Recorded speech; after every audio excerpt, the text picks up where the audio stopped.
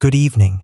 Settle in as we journey back in time to explore the grand, gritty, and often unforgiving world of the Roman Empire. Tonight, we will not be seeing this world through the eyes of a senator or an emperor. There will be no golden laurel crown, no luxurious marble baths. Tonight, you are not Julius Caesar. You are simply you, placed without preparation into a world of sandals, ever-present sewage, and state-sponsored punishment. So, before you get too comfortable, please feel free to show your support with a like and subscribe, but only if you genuinely appreciate the stories we are creating here. I would also be delighted to know where in the world you are listening from and what time it is for you. It is always a pleasure to see our community connecting from across the globe. Now, go ahead and dim your lights, perhaps switch on a fan for that gentle background hum, and let us smoothly transition into tonight's journey together. You open your eyes to the chaotic sounds of yelling, the clucking of chickens, and a baby crying somewhere down the hall. Congratulations, you have just woken up in a Roman insula, the ancient equivalent of an apartment building. It is a multi-story structure, often held together with what seems like dust, prayer, and questionable architecture. You are likely living on the third or fourth floor, which is not ideal. The higher the floor, the poorer the tenant, and the more likely your ceiling might collapse if someone above you were to accidentally spill a jar of olive oil. Your room is tiny, no larger than a modern walk-in closet, with stone walls that perpetually sweat in the summer and grow cold in the winter.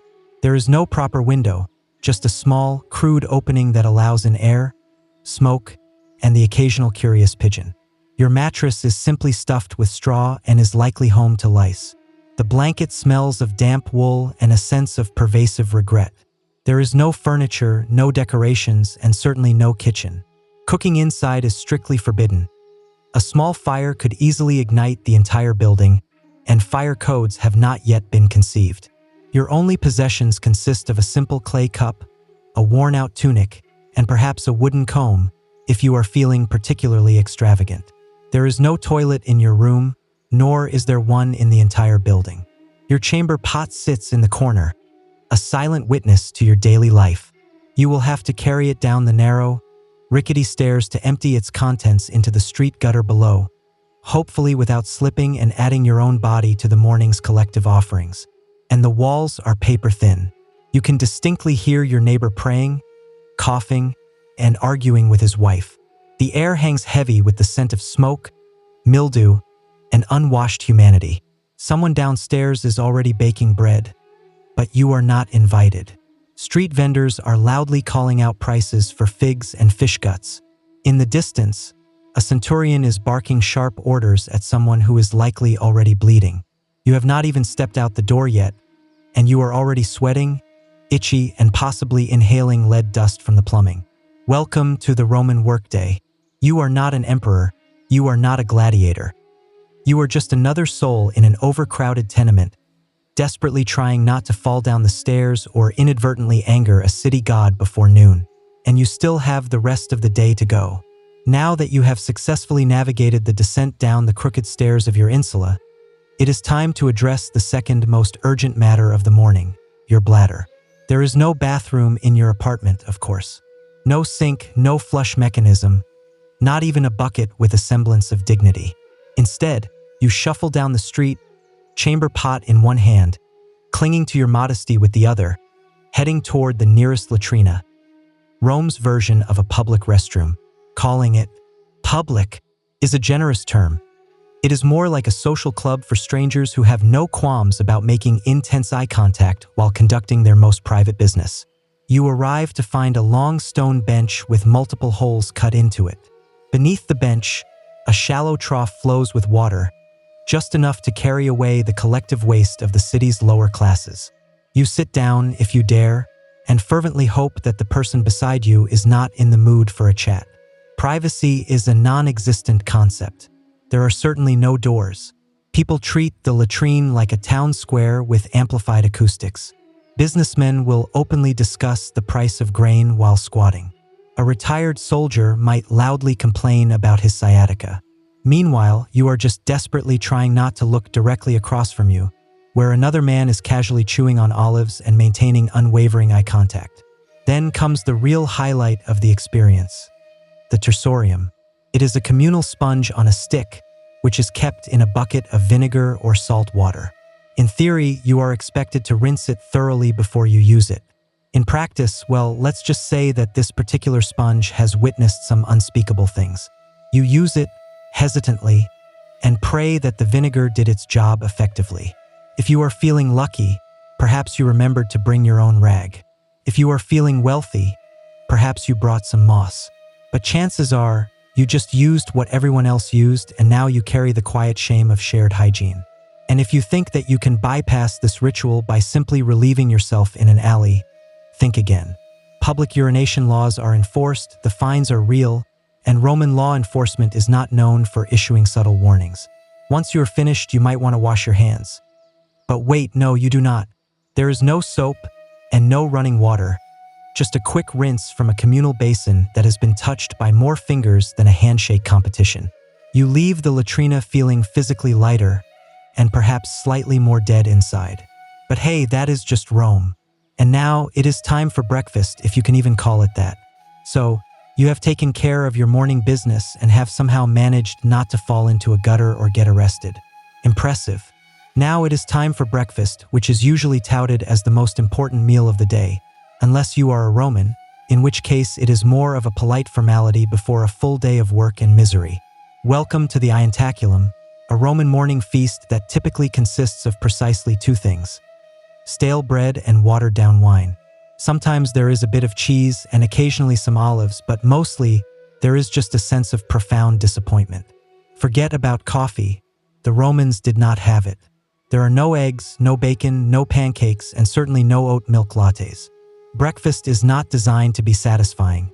It is merely meant to prevent you from immediately collapsing from hunger. Your bread is likely panis rusticus, a rough, chewy lump of grain and grit that was probably baked yesterday or the day before. It is dense enough to qualify as a weapon and possesses a texture that is akin to limestone. The wine is always diluted, because even the Romans understood that being drunk before sunrise in ancient Rome was a very bad idea, unless you were a senator. There is no kitchen in your cramped apartment, so you will consume this meal while standing in the bustling street or squatting beside a public fountain, alongside other equally unenthused citizens who are gnawing on their bread as if it were some flavorless tree bark. If you happen to possess a bit of oil or a smear of garum, Rome's famously salty, fermented fish sauce, then congratulations, you have just added an aromatic horror to your already bleak meal. If you are wealthy, perhaps you would enjoy some fruit or honey for your breakfast. But you are not. You are a typical Roman citizen, just affluent enough to not be enslaved, and just impoverished enough to envy your neighbor's broken jug of goat milk. Sometimes, vendors will pass by, loudly selling hot chickpea fritters or honeyed pastries, and for a fleeting moment, you will feel a surge of hope. But then you will remember that your coin pouch is emptier than a gladiator's sense of sympathy. So, you stoically bite into your bread and pretend that it is a piece of cake. And this is how your day begins. With carbs, mild dehydration, and a growing realization that you are about to walk for 7 miles in a pair of flimsy Roman sandals with nothing but stale crumbs in your stomach and a lingering buzz from last night's leftover wine. It does not get any better from here, because now it is time for you to head to work. After your hearty breakfast of bread and mild despair, it is time to face the brutal Roman workday. And let's be clear, unless you are a senator, a poet with a generous patron, or one of the lucky few who has inherited land from a deceased uncle with no other heirs, you are working. And you are doing it strenuously. You might be a common laborer, a porter, a potter, a bricklayer, a street cleaner, or, if your luck has truly soured, a sewer worker. Rome has an insatiable need for many things: expansive roads, intricate aqueducts, majestic temples, and public baths. And someone has to construct them. That someone is you, using your bare hands, under the relentless sun, and wearing a pair of sandals that offer all the arch support of a soggy leaf. The Roman workday begins early, very early indeed. The sun is barely above the horizon, but the foreman is already shouting in Latin and vigorously waving a stick. If you are late, you will be docked a day's pay or worse. You could be beaten, publicly shamed, or fired, which in Roman terms means that you will be facing starvation with honor. Your tools are basic. You will dig with a shovel that seems to be made of splinters and prayer. You will carry heavy bricks on your back, and you will haul water from a cistern that smells vaguely of old socks and desperate ambition. There are no gloves and no helmets, just sweat, pervasive dust, and the constant, chilling awareness that one slip might simultaneously crush your spine and your career. And if you are a craftsman, then good luck to you. You will be competing with hundreds of other artisans who are all selling the same clay pots, flimsy sandals, or cheap tunics. Underpricing is rampant, and the quality of your work often does not matter if a richer citizen simply decides that they dislike your face. Even the more elevated jobs, like that of a messenger, an accountant, or a teacher, are far from being glamorous. You are either frantically running through the chaotic streets of Rome with a bundle of scrolls tucked under your arm, meticulously recording numbers for someone who will immediately forget your name, or desperately trying to teach Latin to a group of senators' spoiled children who already believe that they are literal gods. And the women, they are working too. They are spinning wool, weaving cloth, selling vegetables, or managing stalls in the bustling markets, all in addition to raising their children, managing their households, and somehow surviving the ordeal of childbirth. The concept of multitasking existed long before it was ever considered to be cool. And after all of this, you might get a short break for lunch, perhaps, if your supervisor is not in a bad mood or is not trying to impress a visiting prefect. So yes, you will work, or you will literally die trying. Rome may be an eternal city, but your back certainly will not be. So, you have successfully made it through the morning without fainting from exhaustion or being publicly flogged. Now it is time to navigate the ancient Roman street, a chaotic, crowded gauntlet that seems to have been designed by someone who had a profound hatred for personal space and public health. Picture it. The sun is high in the sky, the city is buzzing with activity, and the street is vibrantly alive. Not in a poetic way, but in a literal, overwhelming way. Rats are scurrying everywhere, flies are buzzing incessantly, stray dogs are roaming about, and livestock are wandering freely. Beggars are pleading for money, merchants are loudly yelling in 6 different languages, children are running wild, and cunning thieves are pretending to assist old ladies while deftly pickpocketing your coin purse. It is akin to Times Square, if Times Square had no plumbing whatsoever and everyone was casually carrying around a goat. Let's discuss the infrastructure. The Roman roads were marvels of engineering. They were perfectly straight, masterfully paved, and usually overflowing with a disgusting blend of urine, spilled wine, vomit, animal waste, and the lingering remains of last night's garum sauce. The very middle of the street effectively functioned as an open sewer. If you were to step off the raised footpath without looking, then congratulations. You have just baptized your sandal in the foul, holy waters of human misery. Wagons clatter by with no discernible speed limits, no crosswalks, and zero regard for the pedestrians. They simply do not stop for you. In fact, Roman law actually prohibited heavy cart traffic during the daylight hours within the city, which paradoxically meant that the drivers would race through the streets at night, in the dark, without any brakes, like a group of frenzied charioteers who were on a very strict deadline. If you are not crushed by the wheels of a wagon, you will be constantly bumped by elbows, large baskets, or an angry fishmonger who is shouting about his spoiled eels. Then there is the air, which is thick with the smoke from the cooking fires, the sweet scent of incense from the temples, and the distinct aroma of the public latrines that is wafting on the breeze. Oh, and the dead animals. Sometimes people would simply leave them there. If a dog were to drop dead in the forum, someone might just casually toss a cloth over it and walk away. And do not forget about the spontaneous public spectacles. The sudden brawls, the impromptu protests, or a loud politician's parade that can block the traffic for hours while the trumpet players are blasting off key fanfare directly in your face. So yes, the Roman street is vibrantly alive, and it seems to be determined to get you. If you were to slip on a fig, get hit by a runaway cart, or accidentally offend a patrician's pampered pet monkey, your day could end faster than Caesar's did on the Ides of March, and all you were trying to do was to buy some lentils. You are sweaty, dusty, and desperately craving a splash of something cold. The good news? You live in Rome, a city that is justly renowned for its aqueducts, those magnificent engineering marvels that would efficiently carry fresh water from the distant hills straight into the very heart of the empire. The bad news? That water shows no particular concern for your personal well-being. Unless you are wealthy enough to reside in a domus with your own private fountain, you will be sharing your water with thousands of your closest coughing, sneezing, and perpetually unwashed neighbors. Your available options are the public fountains, where everyone will fill their jars, casually wash their feet, and occasionally dunk a child for a quick clean or for their own simple amusement, and by hygiene, we mean a wet version of a desperate hope. If you desire to wash up more thoroughly, your best option is the thermae, the Roman public baths. They are ubiquitous and everyone uses them. That sounds civilized, right? But here is the uncomfortable truth. The water in the baths is continuously cycling through multiple pools with no soap, no chlorine, and very little sense of personal modesty. You will find yourself sitting in a tepid bath with a dozen other men, none of whom possess any concept of personal decorum. The conversations are loud, often political, and occasionally conducted entirely in the nude. A man might attempt to sell you a pair of socks while another is casually cleaning his ears with a stick. And the water itself? It has been through countless other people before you. If you were hoping to feel truly clean, you should think again.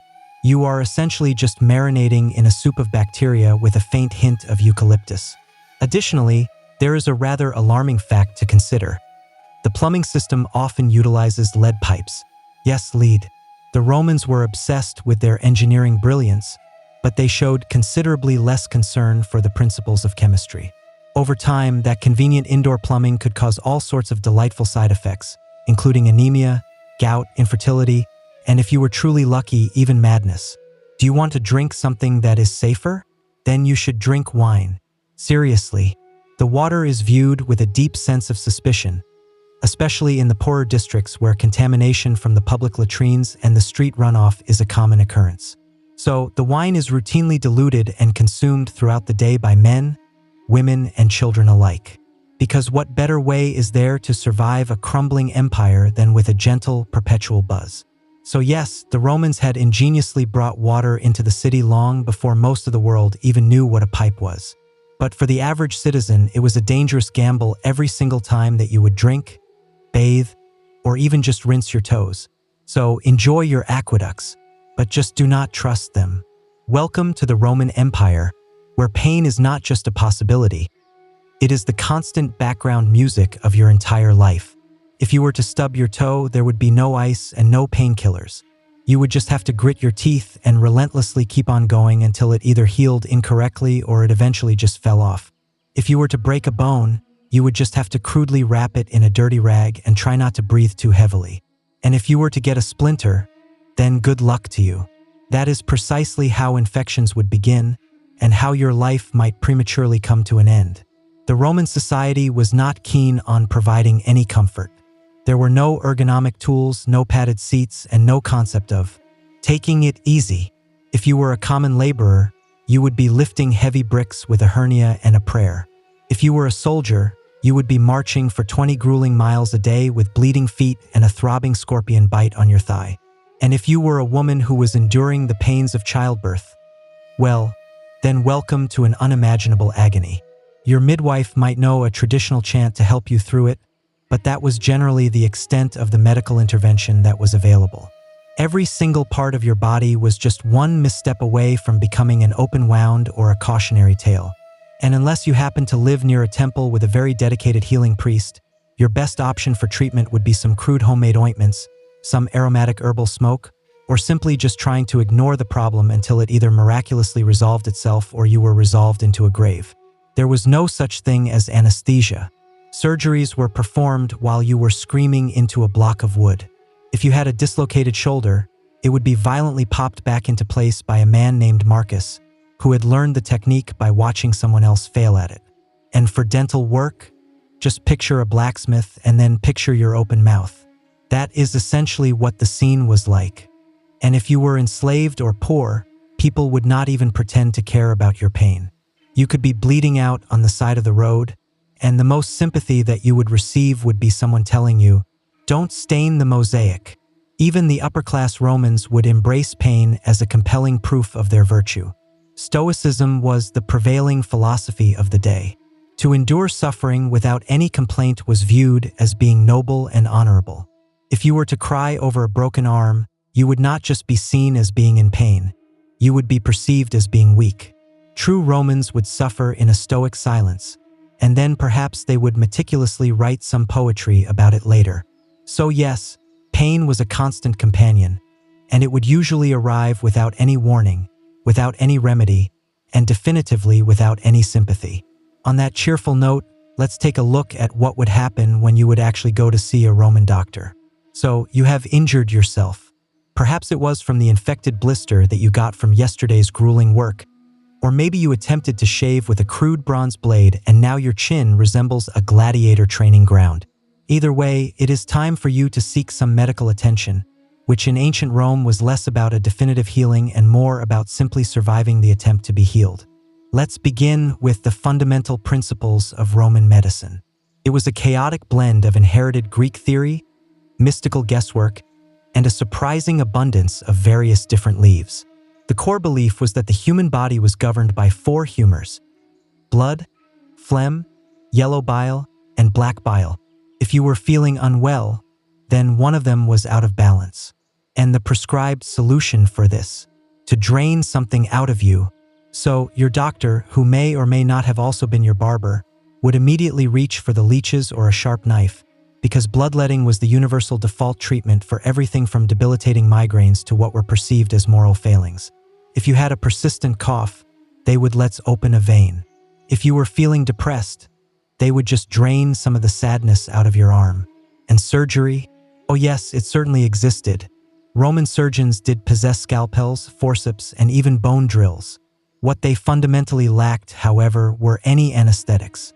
You would remain fully conscious throughout the entire excruciating procedure, gripping the edge of a wooden table while a man in a dirty toga would confidently dig into your flesh with the assurance of someone who had once merely read about it on a scroll.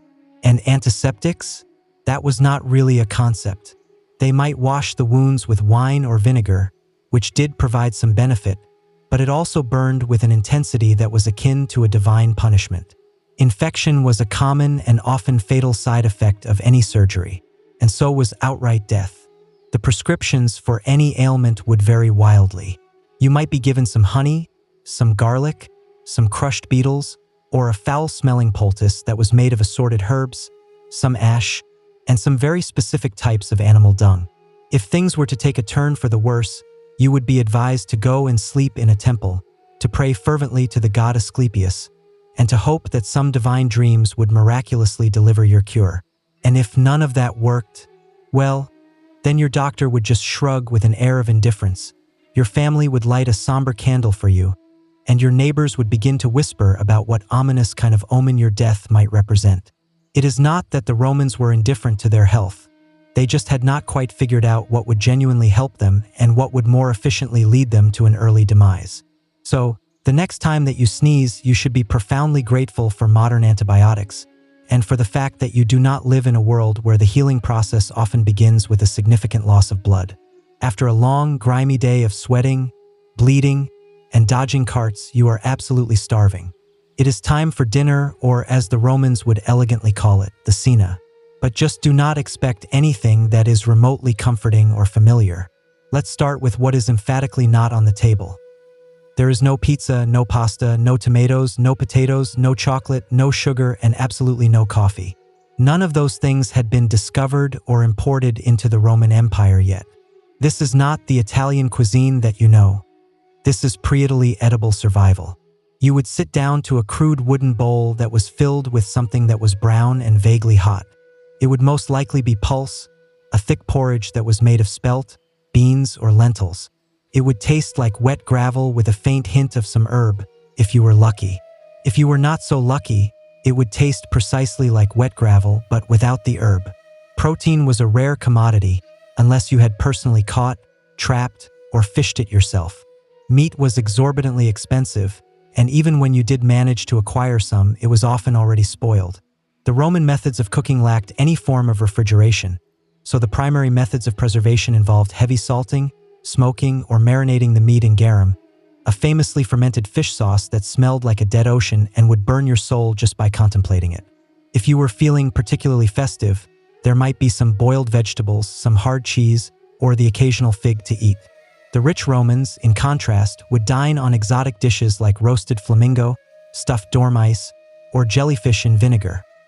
Delicacies that mostly serve to proclaim, "Look at how wealthy I am, and how little I care about my actual taste buds." Your wine would always be watered down. Drinking it straight was universally considered to be a barbaric practice. But do not worry, the water that it was mixed with was probably questionable too, so you were simply just choosing how quickly you wanted to become ill. And for dessert, perhaps some dried fruit, maybe a few nuts, or perhaps you were currently fasting because it was a feast day that was honoring a god who would frown upon any form of gluttony. Either way, you were definitely not ending your night with a slice of tiramisu. There were no napkins. You would either wipe your hands on a shared cloth that 10 other people had already used, or you would simply resort to using your tunic and pretending that it was clean. By the end of the meal, your stomach would feel full but uneasy, and your breath would carry the distinct aroma of garlic, wine, and a sense of pervasive despair. But at least you were fed. Now, all you had to do was to survive the Roman nightlife, and trust me, that was far from being a relaxing stroll. After a long day that was filled with grime, relentless toil, and copious amounts of fish sauce, you might be hoping for a little bit of leisure time, something to temporarily distract you from your crumbling apartment and the open sewer that was just outside your door. Well, the good news is that you are in Rome, where entertainment is literally everywhere. But the bad news is that most of it is utterly horrifying. Let's start with the main event, the Colosseum. It is the crown jewel of Roman engineering, and it is the place where your soul will quietly go to die. This is where vast crowds of people would gather to watch men stab each other for sport, to see wild animals ferociously devour criminals, and sometimes, if the emperor was feeling particularly dramatic, they would even reenact full-scale naval battles with real water and real drowning people. The admission to these events was free, which sounds incredibly generous until you realize that it was free because the state wanted you to be thoroughly distracted while the Senate was quietly raising the taxes and annexing the country of Armenia. You would sit there, packed tightly in between a group of sweaty strangers, cheering as a gladiator would lose one of his limbs. There would be blood, pervasive sand, and the occasional public execution that was performed with some extra flair. You would find yourself clapping along, but you would be unsure as to why. Are you feeling a little too sensitive for all of that? Do you prefer the theater? Then you could head to the amphitheater to see a Roman play. Maybe it would be a tragedy that was meticulously written in a form of Latin that you could barely understand. Or perhaps it would be a raucous farce where the punchline would involve someone pretending to defile the god Jupiter with a sausage. Subtlety was emphatically not a Roman strong suit. If you were feeling a bit more sporty, you could try your luck at the Circus Maximus. The chariot races there were incredibly fast, thrilling, and regularly fatal. There were no guardrails, no helmets, and an abundance of shouting from the crowd. The crashes were inevitable and spectacular, and the frenzied crowd absolutely adored it. They were there for the violence and for the betting, and you would not dare to cheer for the wrong team unless you were fully prepared to have to fight your way back home. And then there was the street entertainment. The fire breathers, the agile acrobats, the loud musicians, the cunning con artists, and the occasional philosophical rant from a barefoot man who had nothing left to lose. If you did not like the current show, you could just wait for 5 minutes. Something else or someone else would inevitably start yelling about something. But behind all of it, there was a strange, brilliant sense of madness. Rome did not just distract its populace. It would dazzle them into forgetting just how brutal their daily lives truly were. It had expertly weaponized the art of the spectacle. And if that did not numb you enough, there was always more wine. Now, let's take a walk through the world of Roman justice. And spoiler alert, it is not very comforting. You have survived a grueling workday, a questionable dinner, and you have just witnessed a gladiator being impaled for the applause of the crowd. You might naively think that you are safe now, and that as long as you keep your head down, the law will somehow manage to protect you. That is an adorable thought. In Rome, the law does not primarily exist to protect you. It is there to remind you. It is there to remind you that you are small, that you are utterly replaceable, and that mercy is a luxury that is strictly reserved for the marble statues of the emperors. First off, your legal status is of the utmost importance. If you are a citizen, you theoretically possess certain rights. You cannot be publicly flogged. unless someone who is truly important becomes exceptionally annoyed with you, and you are entitled to a proper trial. If you are a non-citizen, however, then justice will often come in the harsh form of a fist, a searing branding iron, or a swift execution that is carried out just outside of the city gates. And the slaves? They are considered to be mere property. If a slave were to murder their master, even if the master had arguably deserved it, then every single slave in that household might be executed, just to send a chilling message to the others. And that message was, don't even contemplate it. If you are accused of a crime, do not expect to have a calm, private chat with a lawyer. The trials in ancient Rome were a form of public theater. The wealthier party would arrive with numerous witnesses, ample bribes, and a series of dramatic, exaggerated gestures. You would arrive with your worn-out tunic and a profound sinking feeling in your stomach. If you could manage to cry on cue, that might just offer you a sliver of help. If you had no powerful patrons to back you up, then you had best pray fervently to the god Jupiter and hope that the magistrate was not suffering from a hangover. The punishments were meticulously designed not just to inflict pain, but also to serve as a brutal deterrent to others. Thieves could be branded or have their hands violently broken. Liars might have their tongues pierced, and if you were accused of fraud, you could face a public flogging or be exiled, if you were exceptionally lucky. And if you were to dare to insult the emperor, it would not just be a matter of jail time. It would mean death, which would usually be delivered in a creatively agonizing manner. Some crimes would necessitate a public punishment, which would ideally be carried out in front of a cheering crowd that was even louder than the one that had gathered for the morning's beheading. Crucifixion was a popular choice of punishment. It was long, slow, and utterly humiliating. It was not a punishment that was reserved solely for Jesus. It was the go-to punishment for rebels, common robbers, and anyone else that the state wished to make a brutal example of. And remember, the law enforcement was not there to assist you. The vigiles were Rome's version of firefighters and police. They were underpaid, notoriously overworked, and frequently corrupt. If you were to be mugged, they might simply just shrug their shoulders. And if you were to offer them a bribe, they might even help you to go and mug someone else. So yes, Rome did have its laws. They were meticulously written in stone and eloquently recited in the forums, but they primarily served the interests of the powerful, not the cause of impartial justice. Now, let's discuss the gods, because you were not just obeying mortal men here. You were also living on the turf of the god Jupiter. After surviving the chaotic streets and deftly dodging the Roman system of justice, you might be hoping to find some solace in religion, a little bit of peace, a touch of personal spirituality. Nope, not here. In the Roman Empire, religion was not a private affair. It was a vast institution, an ever-present cloud of incense and relentless obligation that would envelop every single waking moment of your life. You did not choose your gods. They would choose you, and there were so many of them. There was a god for virtually everything imaginable. For the door hinges, Cardea. For the sewers, Cloacina. For the boundaries, Terminus. And even for the pervasive mildew, Robigus. You could not walk for 5 paces without encountering a shrine of some kind. And if you were to fail to pause to bow, to light a candle, or to mutter a brief prayer, you were not just being impolite. You were actively inviting a catastrophe to befall you. Perhaps not today, but it would eventually happen. And when your roof would inevitably collapse, everyone would just nod their heads sagely and remark, "Ah yes, he had neglected to make the Saturnalia offering." Religious festivals would punctuate the calendar, with dozens of them occurring each and every year. On those designated days, all of the businesses would halt, the animals would be sacrificed, and the air would carry the distinct aroma of roasting bull and damp marble. You would attend these festivals out of a sense of piety, certainly, but also out of a profound sense of fear, because if the gods were not properly honored, they would surely retaliate with devastating plagues, prolonged droughts, or a truly disastrous harvest that would ruin everyone's precious supply of lentils. Now, let's talk about the worship of the emperor. The state unequivocally demanded that you revere the emperor not merely as a ruler, but as a living god.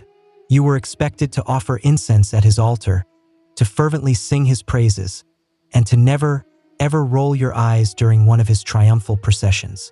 that would be perilously close to an act of treason. If you were to be caught not actively participating in the public worship, say if you were a little too quiet during the Vestalia festival, or if you were to fail to show up to toss some grain into the temple flame, you could be labeled as being impious, atheistic, or worst of all, suspicious. And suspicion in Rome was like having blood in shark-infested waters. And if you were a part of a foreign cult, you had better keep that information strictly under wraps. Unless it was officially approved by the state, the government had no fondness for any unfamiliar gods, unless they happened to bring with them some wine, some taxes, or some new soldiers. The Roman religion was not primarily about a deep sense of personal belief. It was about the meticulous performance of the rituals. You did not have to genuinely feel it. You just had to perform it correctly, on time, and in public. And you had better be smiling while you were sacrificing that goat. And speaking of social performance, let's now climb the greasy pole of Roman ambition. You have humbly bowed to the gods, you have somehow avoided a potentially ruinous lawsuit, and you have even managed to survive a public bath without contracting something mythical. But here comes the most exhausting part of Roman life, the relentless social hierarchy. It is a brutal, finely tuned machine where every single word, every subtle gesture, and even the precise placement of your sandal strap could either make or utterly break you. The Roman society was a steep ladder, but it was one that was perpetually covered in a slippery oil and lined with a series of strategically placed daggers. At the very pinnacle of this society were the senators, the old money patricians who would flaunt the purple stripes on their togas and who possessed a land ownership that was so vast that it practically had its own postal code. Below them were the equestrians, who represented the wealthy business class. Then came the plebeians like you, the struggling middle and lower classes. And below that were the freedmen, the slaves, the foreigners, and that poor guy who had accidentally insulted a statue of the Emperor Augustus one too many times. If you wanted to climb upward in this society, you would desperately need some patrons. Powerful individuals who would offer you their protection in exchange for your lifelong loyalty, the performance of various different errands, numerous favors, and the occasional crucial vote. It was akin to having a boss, a godfather, and a landlord all rolled into one charmingly condescending package. Each morning, you were expected to visit the home of your patron as part of the obligatory salutatio. You would have to wait patiently in a line with all of the other clients, you would have to praise his latest haircut, perhaps compliment his son's new toga, and then you would have to humbly beg him for a favor, which would usually be for some money, some food, or a crucial recommendation. If you were fortunate, he might toss you a coin and allow you the honor of carrying his litter through the bustling forum. Congratulations, you were now tangibly connected to him. Every single move that you would make was meticulously watched and severely judged. Your clothes had to be clean, not necessarily fashionable, but impeccably clean. Your speech had to be proper and respectful. Your friends had to be carefully selected. And whatever you did, you should never display any overt sense of ambition. That would make the powerful people extremely nervous. If you were to ascend the social ladder too quickly, the others would immediately begin to conspire to knock you back down, whether it be socially or quite literally. Networking was a form of warfare, and gossip was a potent form of currency. The wrong casual comment that you might make at a lavish banquet could abruptly end your entire career. The right strategic marriage, however, could save your entire bloodline. But you had to play the game with an extreme sense of caution. Love was for the romantic poets. The rest of Rome would marry for the powerful alliances and the lucrative access to the estates. And even if you were to manage to climb high up on the social ladder, you should never get too comfortable. One disastrous harvest, one missed religious ritual, or one jealous rival, and it could all be over in an instant. And you would not even hear the dagger coming. Now the sun is setting. Surely things must calm down at night, right? Not in Rome. As the sun dips below the rooftops of the city, for a fleeting moment, you might think to yourself, maybe now, finally, I can get some rest. But the nightfall in the Roman Empire was not a time for peace. It was a dramatic shift in tone from being noisy and chaotic to being dark and downright lethal. First, let's talk about the lighting. There was none unless you were wealthy enough to be able to burn some expensive oil lamps all throughout the night, and very few people were. Most people had to rely on the unreliable light of the moon, their ingrained memory, and a sense of blind hope to be able to find their way through the labyrinthine alleys of the city. If you were to trip and fall, no one would be coming to help you. In fact, they might just take your shoes. The vigiles, Rome's official night watchmen, were theoretically supposed to be patrolling the streets, preventing any fires from breaking out, and stopping any crimes from being committed. In practice, they were chronically overworked, severely underpaid, and often more interested in taking a nap than in performing any heroics. Some of them were brave, but most of them were easily bribable, and all of them were massively outnumbered by the criminals. The criminals were well aware of this fact. Thieves, cunning cut purses, and the occasional bored ex-gladiator would roam the pervasive shadows of the city, actively seeking out some easy marks. If you were to be walking home alone, then you were the easy mark. It did not matter who you were. Unless you were armed, incredibly fast, or somehow invisible, you were at a significant risk of being attacked. And then there was the ever-present threat of fire, which was Rome's greatest nighttime terror. The Insulae, those charming death trap apartments that you would sleep in, were primarily constructed of wood and some fleeting dreams. Cooking after dark was illegal for precisely this reason, but the laws held very little sway over a hungry tenant. A single overturned oil lamp could reduce an entire city block to a pile of smoldering ash within a matter of hours. The infamous Great Fire of 64 CE did not just ignite itself, but once it had begun, it raged through the city like the god Mars in an exceptionally foul mood. You might naively think that your building was safe, until you would suddenly smell the smoke at midnight and have the chilling realization that there was no organized evacuation plan in place. You would have to frantically grab your one tunic, your chamber pot, and perhaps a shred of your dignity, and then sprint for your life down a rapidly collapsing staircase. And if it was not a fire or some opportunistic thieves that you had to worry about, it was the incessant noise. Drunken parties would echo loudly through the streets. Processions for some obscure gods would parade by with the sound of pounding drums and boisterous shouting. And if a senator's mistress was upset about something, then everyone within a 3-block radius would be intimately aware of it. Sleep in ancient Rome was a rare luxury, silence was a myth, and your personal safety? That was strictly reserved for the wealthy, the well-armed, and the extraordinarily lucky. But hey, the morning was almost here. You just had to survive one more chaotic night, and then you would have to repeat the entire cycle all over again. You woke up in a crumbling insula. You managed to survive navigating the public toilets, dodging the relentless chariot traffic, witnessing the gladiator gore, enduring the lead poisoning, dealing with the leeches, participating in the mandatory religious festivals, escaping from the burning rooftops, and ingesting some half-cooked lentils that were soaked in a fermented fish sauce. You had to bow to gods that you could barely even comprehend, you had to obey laws that offered you no protection whatsoever, and you somehow managed to get some sleep through the riots, the scurrying rats, and the occasional public decapitation. You are dirty, utterly tired, possibly infected, and emotionally scarred by the lingering memory of the communal sponge. And it has only been a single day. Would you be able to last for another one? Honestly, no. You would not. Most modern humans, who are so accustomed to air conditioning, readily available antibiotics, and 5-minute delivery windows, would simply just crumble by lunchtime. You would probably give up before you even had to face the second round of garum. And yet, the Romans had to endure this for centuries. Because here is the maddening, magnificent truth about it all. Amidst all of this filth, brutality, and deafening noise, Rome worked. Somehow, they managed to build grand cities, extensive roads, intricate aqueducts, vast libraries, majestic temples, and colossal amphitheaters. They expanded their empire to stretch across entire continents. They meticulously administered a complex set of laws, they developed a profound philosophy, they accurately mapped out the stars, they performed some surprisingly advanced surgeries, and they even invented concrete, a type of concrete that still stands stronger than most of our modern buildings do today. They had created some very sophisticated systems that would profoundly shape the continent of Europe and beyond for over 2,000 years. The Latin language became the linguistic root of half of the languages that you hear today.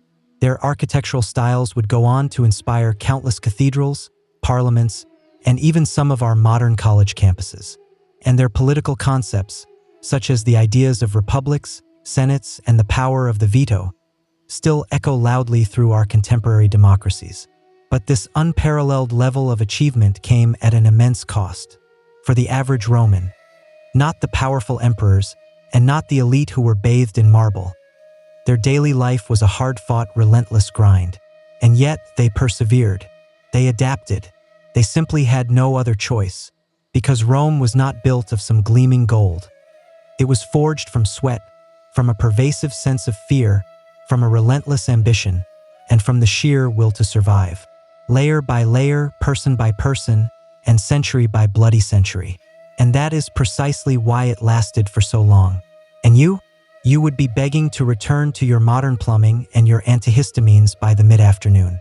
You would readily trade your entire pouch of denarii for a hot shower and a chair with a comfortable back. And that is perfectly okay. You do not need to be able to survive in ancient Rome. You just need to be able to understand its profound complexities. And maybe, just maybe, you can appreciate that someone somewhere had once walked those very same filthy streets and had helped to construct that enduring empire so that you could be sitting here today, clean, safe, and just a little bit horrified. Imagine being a Parthian princess in the 2nd century BCE. You have royal blood coursing through your veins, a name that is destined for legend, Rhodogun, and more importantly, you inhabit a world where your family spends more of its time fiercely battling against the rebels than it does hosting elaborate dinner parties.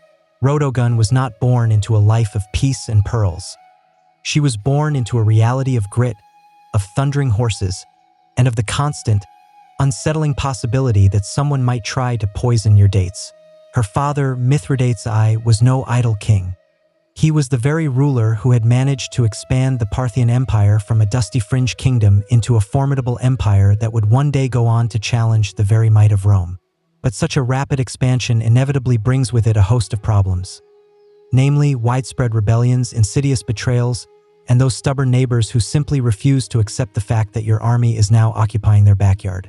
As a young woman, Rhodogun would have grown up witnessing the envoys heatedly arguing with one another, the commanders meticulously drawing out their battle maps in the sand, and the palace scribes who were frantically trying to keep track of who had remained loyal on that particular week.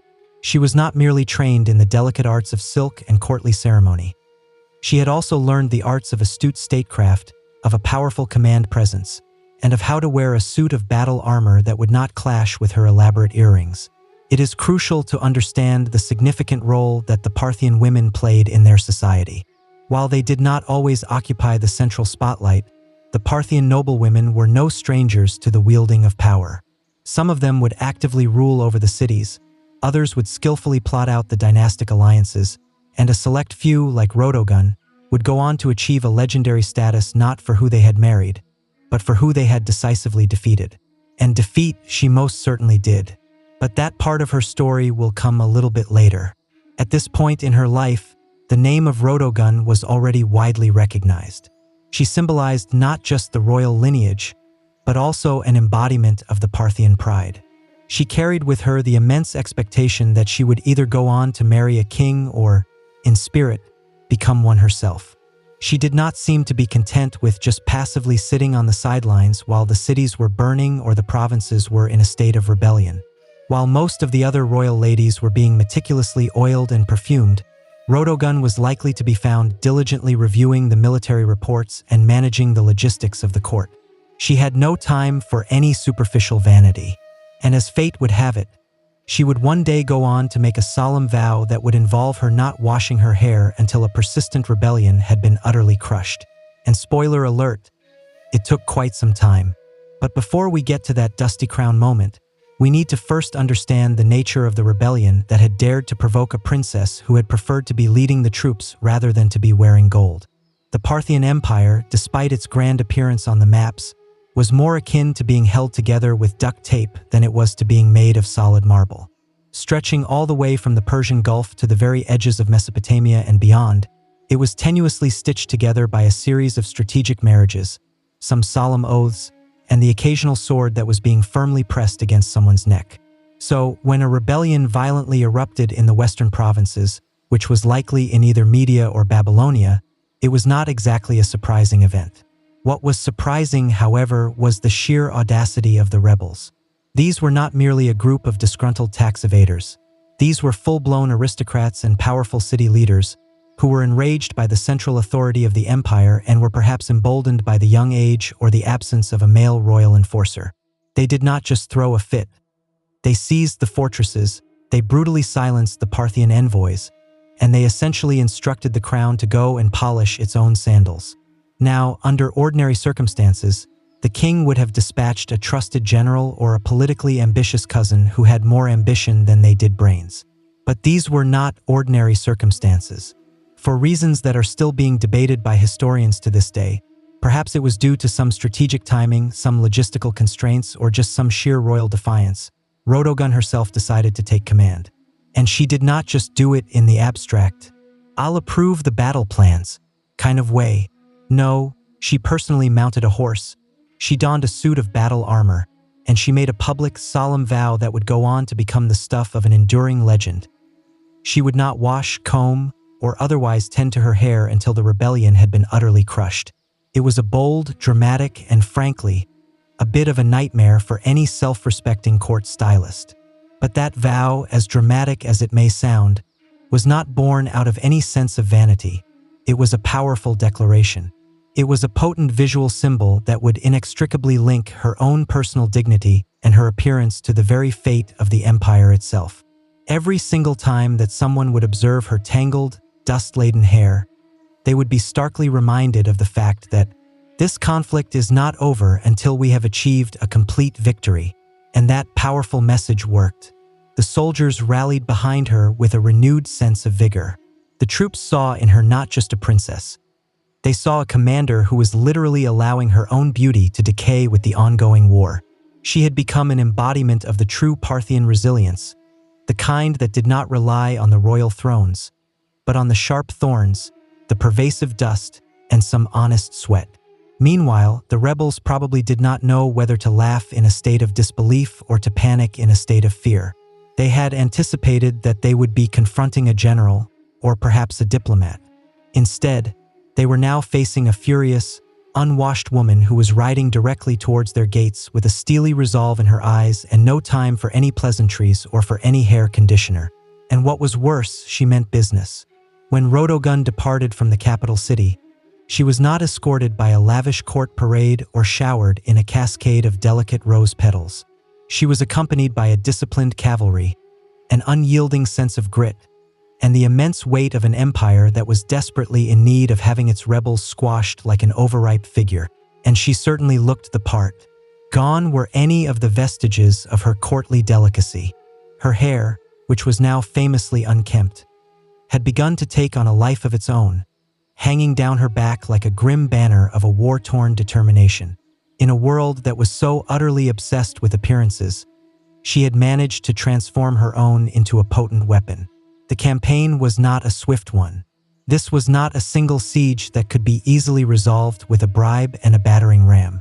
The rebel cities were well fortified and they were filled with a sense of smug confidence. They had anticipated that there would be some hesitation from the central power, not that a battle-hardened woman would be galloping through the dust with a fire in her gaze. But Rodogun did not waver. Her military instincts proved to be exceptionally sharp, perhaps even sharper than those of many of the men who had led the troops before her. She skillfully employed the classic Parthian strategies: rapid mobility, cunning feigned retreats, and a series of swift hit-and-run raids. Her forces would materialize at the edge of a rebel-held city. They would then vanish like smoke, and then they would reappear a day later from an unexpected flank. The reports have suggested that her soldiers had admired her not merely as a symbolic figure, but as a brilliant tactician. She did not ride safely behind the lines. She was at the forefront of the battle, with dirt under her nails and a burning fury under her helmet. And as the weeks relentlessly dragged on, so too did her hair. It is said that by the third month of the campaign, the strands of her hair had begun to knot themselves into thick ropes, laden with dust, sweat, and the quiet whispers of the battlefield prayers. But that only served to intensify her terrifying image to her enemies and to deepen the reverence of her own men. The rebels had derisively called her the Witch Queen, not because she had been overtly practicing any magic, but because no noble woman, in their limited understanding of the world, should have still been fighting so relentlessly in the field and so steadfastly refusing to take a proper bath. Surely, they had reasoned, there must have been something unnatural at work. But there was nothing magical about it at all. It was just a sheer, unyielding sense of discipline. By the time that her army had laid siege to the final rebel stronghold, her legend had already grown faster than the rebellion itself had expanded. In the taverns and the military tents alike, the soldiers had quipped that the enemy was not afraid of the Parthian swords. They were simply terrified that Rodogun would never wash her hair again. And truthfully, they were not entirely wrong. The last stronghold of the rebellion now loomed ahead of them, a formidable walled city that was rumored to be impenetrable, where the rebel leaders had dug themselves in like a group of ticks on a dog. They had meticulously hoarded their supplies. Their archers were lining the parapets with their watchful eyes, and the gates of the city had been reinforced with the kind of smug confidence that only traitors seem to possess. They had foolishly believed that they could outlast Rodogun. But that was a grave mistake on their part. By now, her unique appearance had become legendary. The word had spread, not only throughout the entire empire, but also deep into the enemy's territory. The woman who will not wash, they would whisper to each other with a mixture of fear and disbelief, has arrived. Some of them had said that her hair had miraculously turned into iron, while others had claimed that she had not slept in weeks. The myths that were surrounding her had been piling up like a series of siege ladders.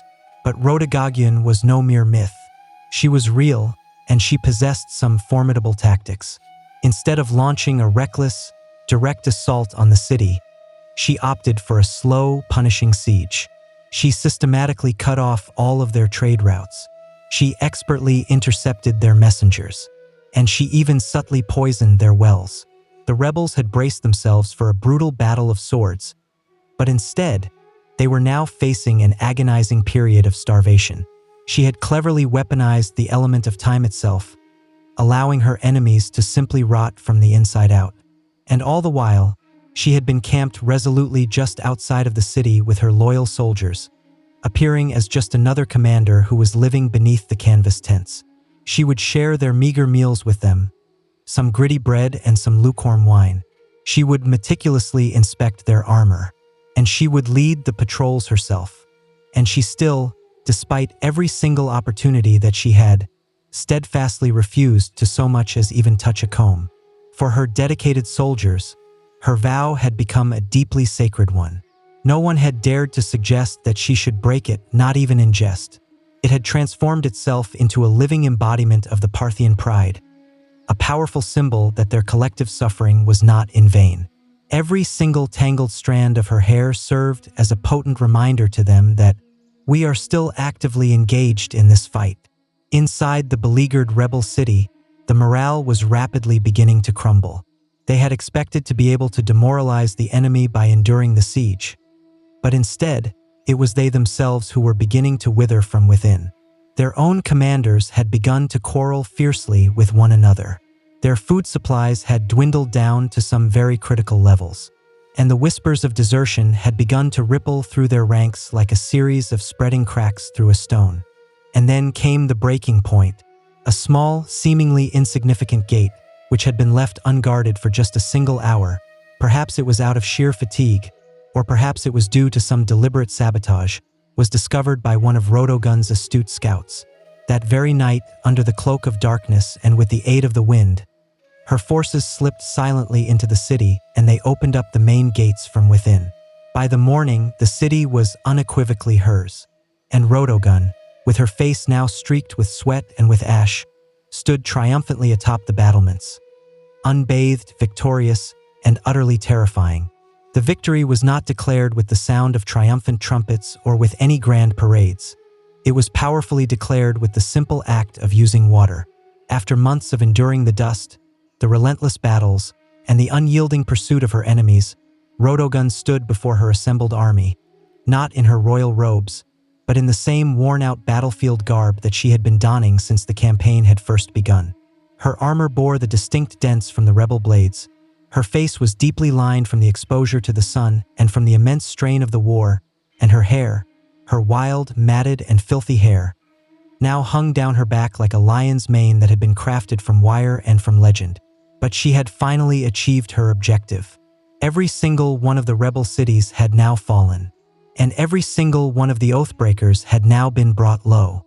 And now, with her solemn vow having been completely fulfilled, she could finally do what no one else in the entire empire had dared to rush her to do.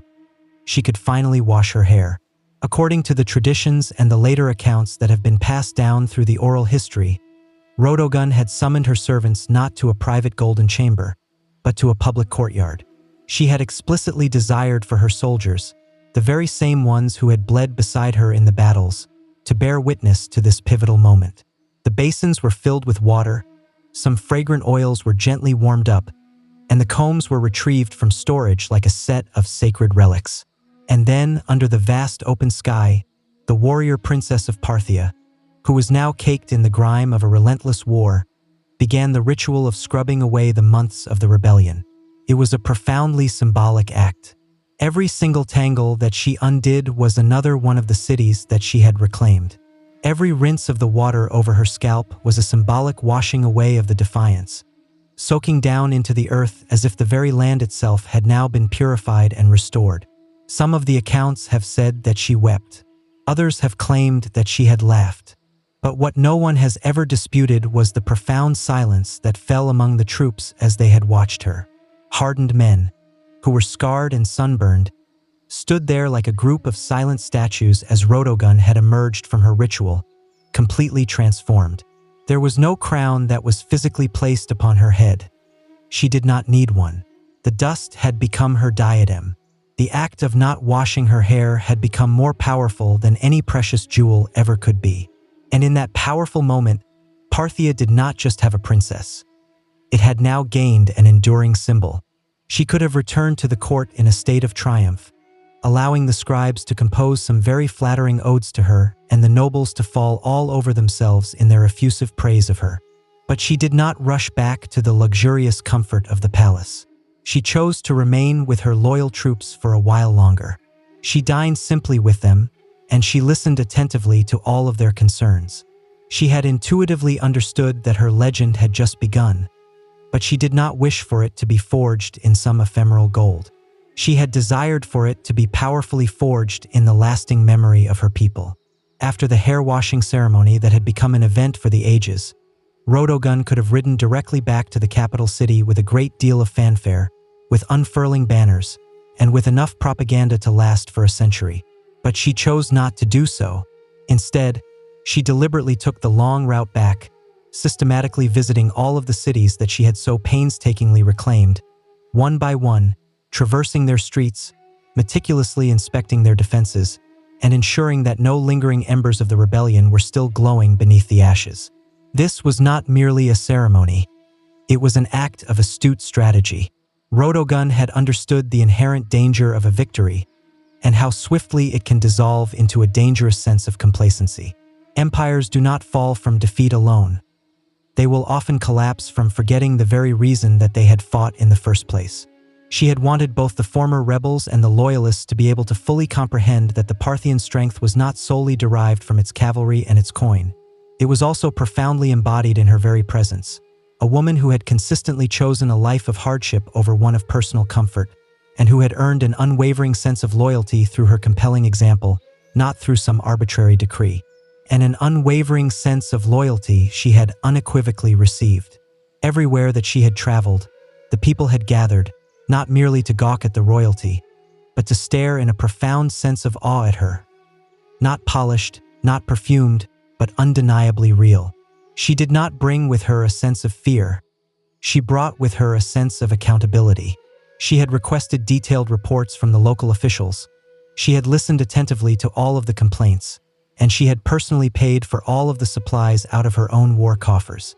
She had generously rewarded the cities that had remained loyal to the crown, and she had offered a sense of clemency, carefully and cautiously, to those who had sincerely repented for their actions. By the time that she had finally reached the royal court, her return had already transformed itself into a living legend. The scribes had frantically rushed to record her extraordinary tale. The artists had fiercely debated how they could best capture her likeness. whether it should be wild-haired and battle-worn, or radiant and reborn. And the ministers had whispered anxiously about the profound implications of her actions. A woman who had been commanding the armies, who had been meticulously keeping the sacred oaths, and who was now standing at the very heart of the Parthian power with the fierce loyalty of half of the provinces now firmly in her hand. And here had emerged the profound dilemma. What do you do with a princess who is more popular and more respected than most of the kings? Some had eagerly urged that she should be married off, as if that act alone would somehow be able to contain her immense influence. Others had desired for her to be permanently placed in charge of the border defenses. But Rodogun herself did not seem to be overtly concerned with any titles or with the complex politics of the court. She had undeniably proven what she had needed to. The battlefield had been her true throne, and the dust had been her crowning glory.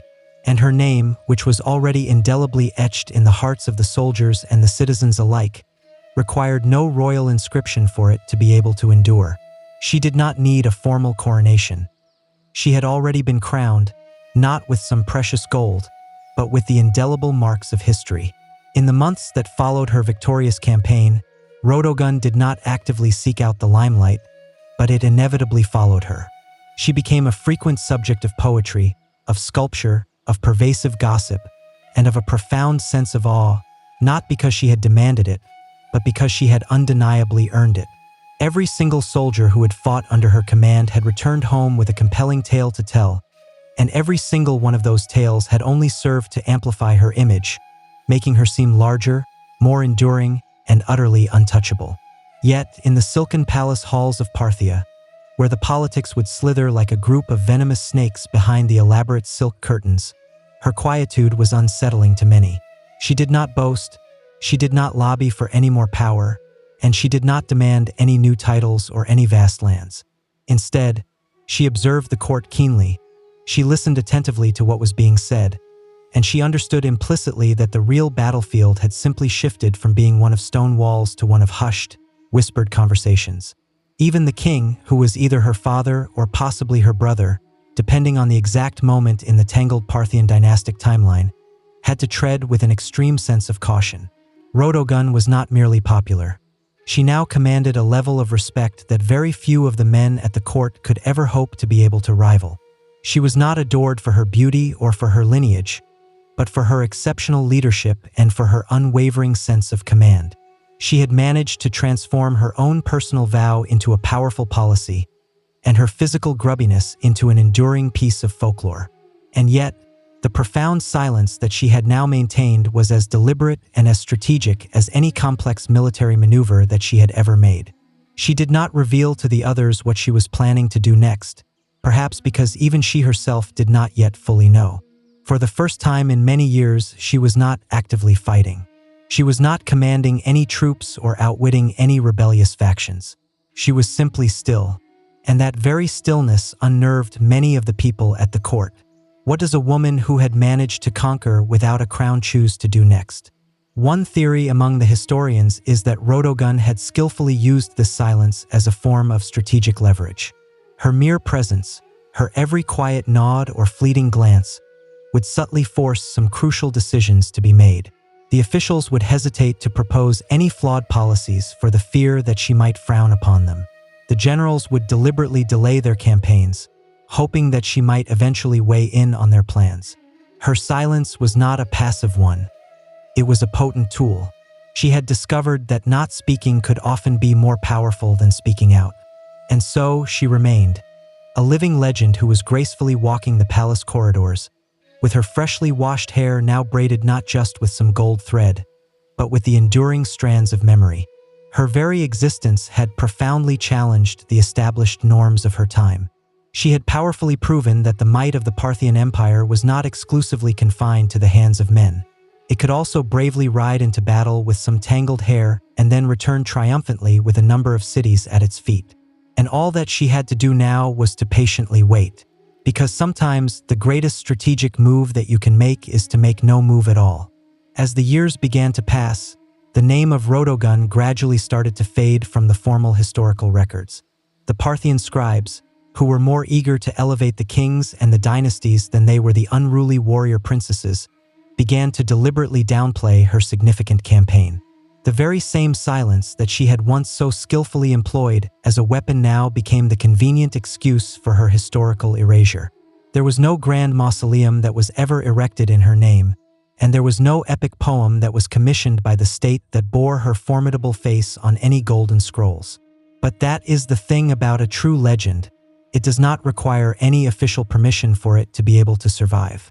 In the remote outposts where her army had once marched, and in the humble villages that she had so compassionately spared, her name remained like a whispered spell. Mothers would recount her stories to their daughters, not as a mere fairy tale, but as a cautionary warning to any man who would ever dare to underestimate a woman who was being driven by a profound sense of mission. The soldiers would meticulously recite her tactics as if they were a set of sacred texts. And the rebels? Well, even decades later, they would still speak of her as if she might rematerialize from the dust, with her hair flying like a set of war banners and ready for another confrontation. There is something profoundly unsettling about someone who is able to shatter every single rule of their time and still manage to emerge victorious. Rodogun was not content to just be a mere decoration in a royal court.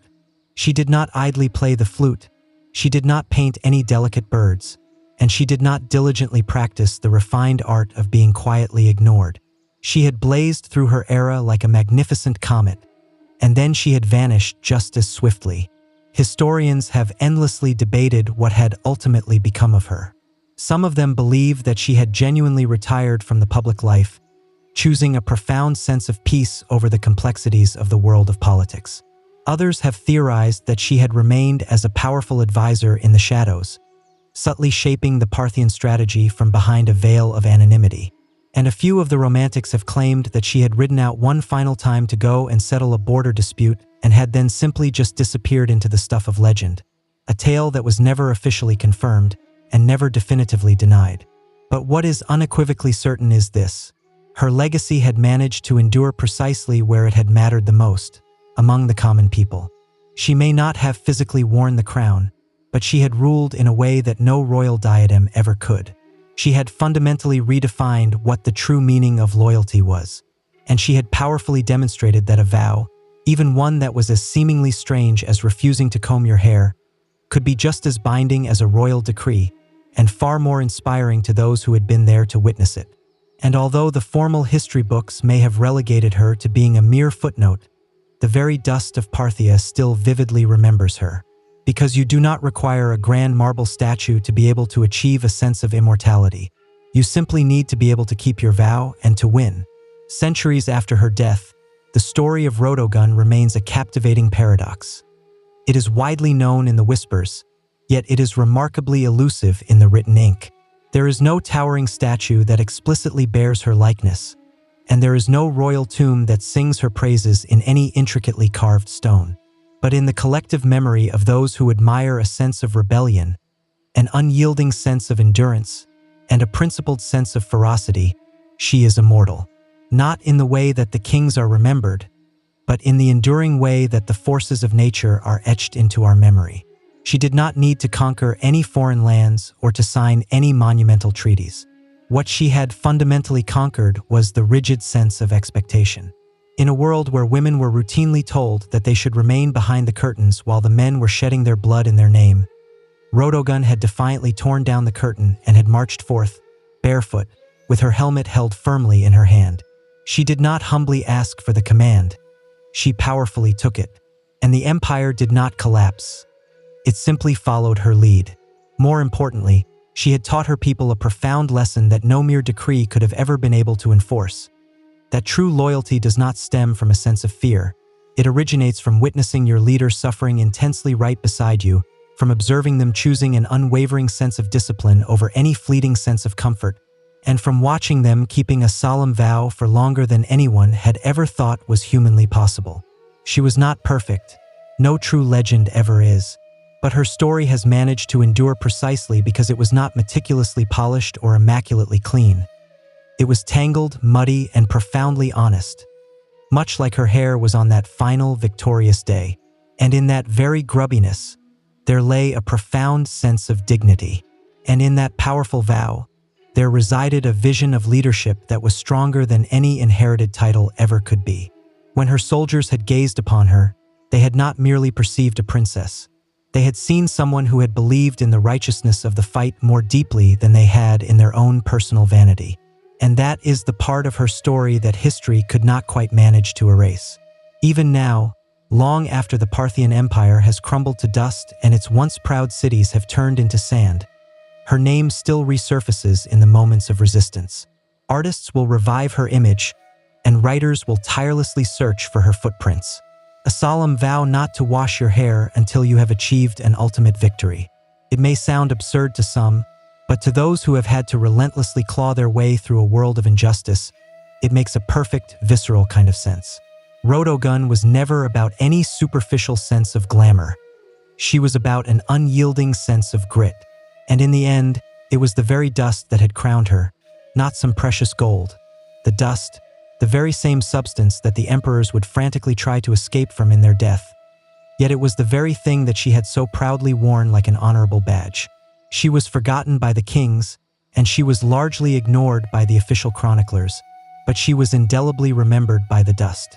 And that is precisely where the true legends genuinely live. Not in some cold stone, but in the living soil. Before the mighty empires had ever clashed and the blood had soaked the ancient sands, and before the kings had ever trembled at her name, Tomyris was simply a daughter of the wind, born to the raw, open steppe. The land that she had hailed from was not gilded in any marble or resonating with any profound philosophy. It was brutal, profoundly free, and endlessly vast. This was the world of the Masajte, a group of fierce nomadic horse archers who would ride like the untamed spirits of the plains, with their lives having been meticulously shaped by a relentless sense of survival, an unwavering sense of honor, and a perpetual state of warfare. We know very little of the early childhood of Tomyris, but we can vividly imagine its rhythm. She would have learned how to skillfully ride a horse before she could even run, and how to expertly shoot a bow and arrow before she could even speak in full sentences. Among the Masajte, the young girls were not confined to the tents or veiled by an enforced sense of silence. They would diligently train right beside the boys, they would ride with the warriors, and they would grow up with iron in their very blood. To be able to lead, one had to be able to bleed, and even as a young woman, Tomyris had bled profusely for her people. Her tribe had worshipped the sun and the vast sky. They had subsisted off of their hardy herds of animals, and they would inter their deceased with their weapons, preparing them for a continued battle in the afterlife. They had possessed no permanent cities and no gleaming golden temples, but they had possessed an immense sense of pride. And when any formidable enemies had approached them, they had met them not with any desperate prayers, but with a volley of arrows. Tomyris had likely ascended to her position of power after the death of her husband, who may have previously been the ruler of the tribe. But what is unequivocally certain is that when the moment had arrived, she had not merely inherited the leadership. She had decisively seized it. In a time when most women were tragically considered to be the property of men, Tomyris had fearlessly commanded an entire army. She had confidently negotiated with the kings, and she had dared to speak as a true equal, and if they had initially refused to listen to her, she had made them listen through the use of force. She was more than just a queen. She was the Shah Mat, the steppe's ultimate checkmate, a formidable war chief who was clad in bronze and in leather, and who would soon go on to confront the greatest empire on the entire earth. But an immense sense of power, particularly for a woman in that era, never comes without a significant consequence.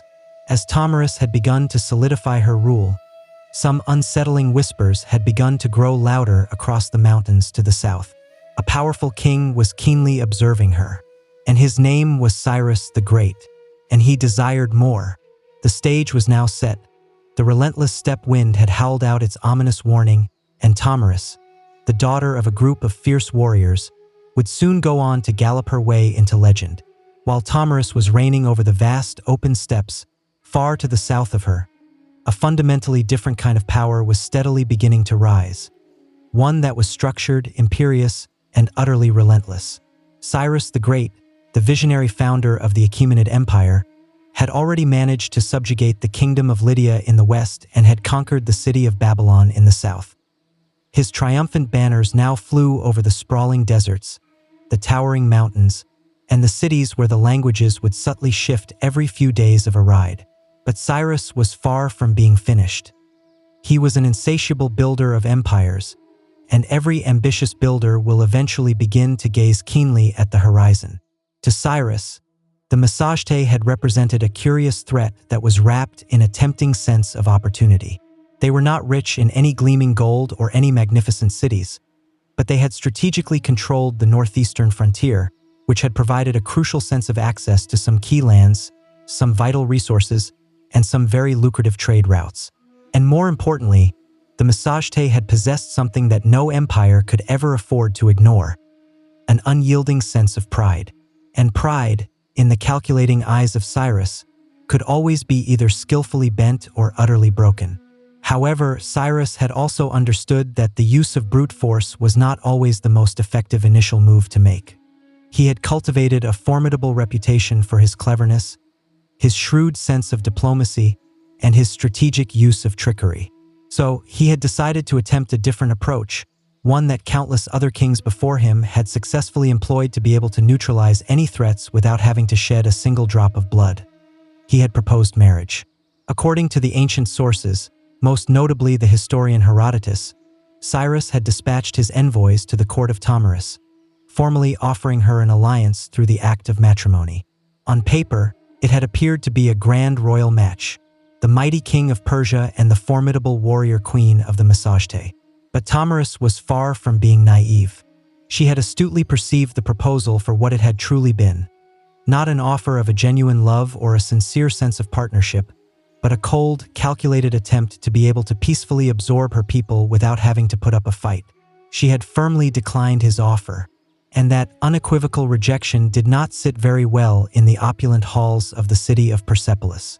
With the diplomatic games now having been concluded, Cyrus had reverted back to his favored language, the language of war.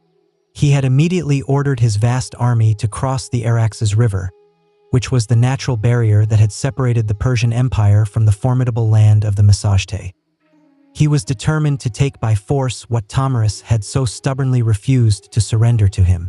But Thamyris was already diligently preparing for his arrival.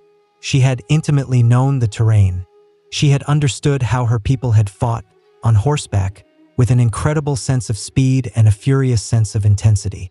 And most importantly, she had known that Cyrus was not merely coming for her land. He was coming to utterly crush a woman who had dared to say no to him.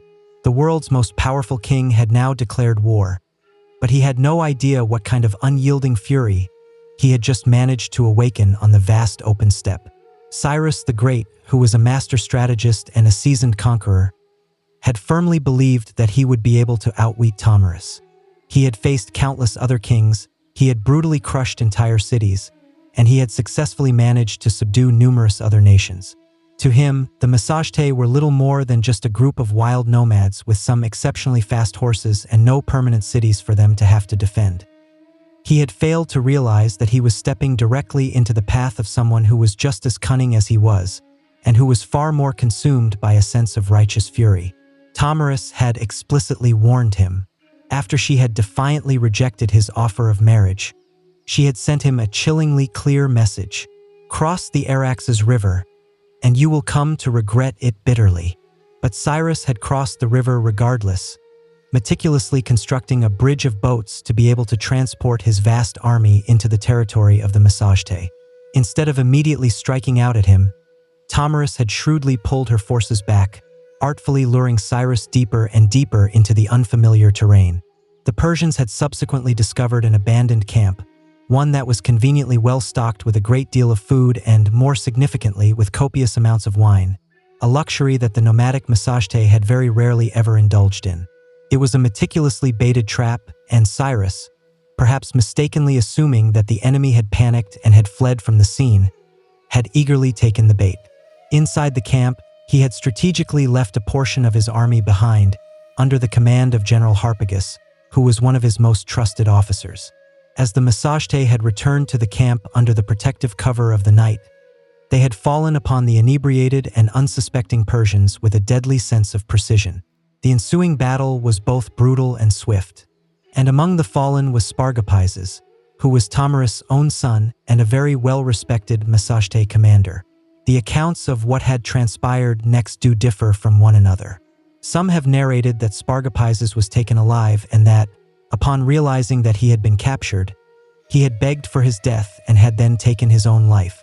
Others have claimed that he was killed directly in the ferocious fighting. But all of the historical accounts do agree on one thing. When the news had finally reached Tomarus, something profound within her had shattered, and it had then irrevocably hardened into a piece of steel. Her grief was volcanic in its intensity, but her ensuing rage, that had become the stuff of legend. She had then sent another chilling message to Cyrus. But this one was not a warning. It was a solemn, unyielding vow. "You may be a glutton for blood," she had declared, "but I swear to you, I will give you your absolute fill of it." She had promised to make the very ground run red with the blood of the Persians, and she had vowed that her vengeance would not be a quiet affair. Cyrus had taken her son from her, and he had violently violated her sacred land. Now he would have to face not merely the queen of the Masashte, but the avenging mother of a slain warrior, and that would be the very last face that he would ever see. The next battle would not be just a mere skirmish. It would be a definitive execution. The sun rose up over the vast plains like a freshly honed blade, sharp and blinding. Tomarus stood at the head of her army, no longer just a queen, but a literal storm that was now embodied. Her warriors, who had been hardened by a lifetime of a nomadic existence, had painted their faces with ash and with a raw sense of rage. This was no longer about any complex politics. This was now about a fundamental sense of blood. Cyrus, for all of his immense might, had tragically underestimated the strength of the Masashte. He had mistakenly assumed that they would fight like the disorganized tribes that he had conquered before, chaotic, uncoordinated, and very easily crushable. But Tomarus had spent her entire life living among a group of skilled warriors. She had intuitively understood how to be able to strike not blindly, but with a devastating sense of precision. She had passionately rallied her forces for a full-scale, furious assault on the Persian invaders. And this time, she was holding nothing back. The precise location of this final, cataclysmic battle has now been lost to history, swallowed up by the immense vastness of the steppe. But what is unequivocally clear is that Tomarus had launched a ferocious counterattack. Her cavalry had swept across the plains like an unstoppable tide of gleaming knives. They had expertly fired their arrows from their horseback. They had closed in with their brutal axes, and they had fought with the desperate intensity of a group of people who had nothing left to lose. The Persians, though they were battle-hardened, disciplined, and highly experienced, were completely unprepared for this level of organized fury. Tomarus had not just led her troops from afar. She had actively fought right beside them.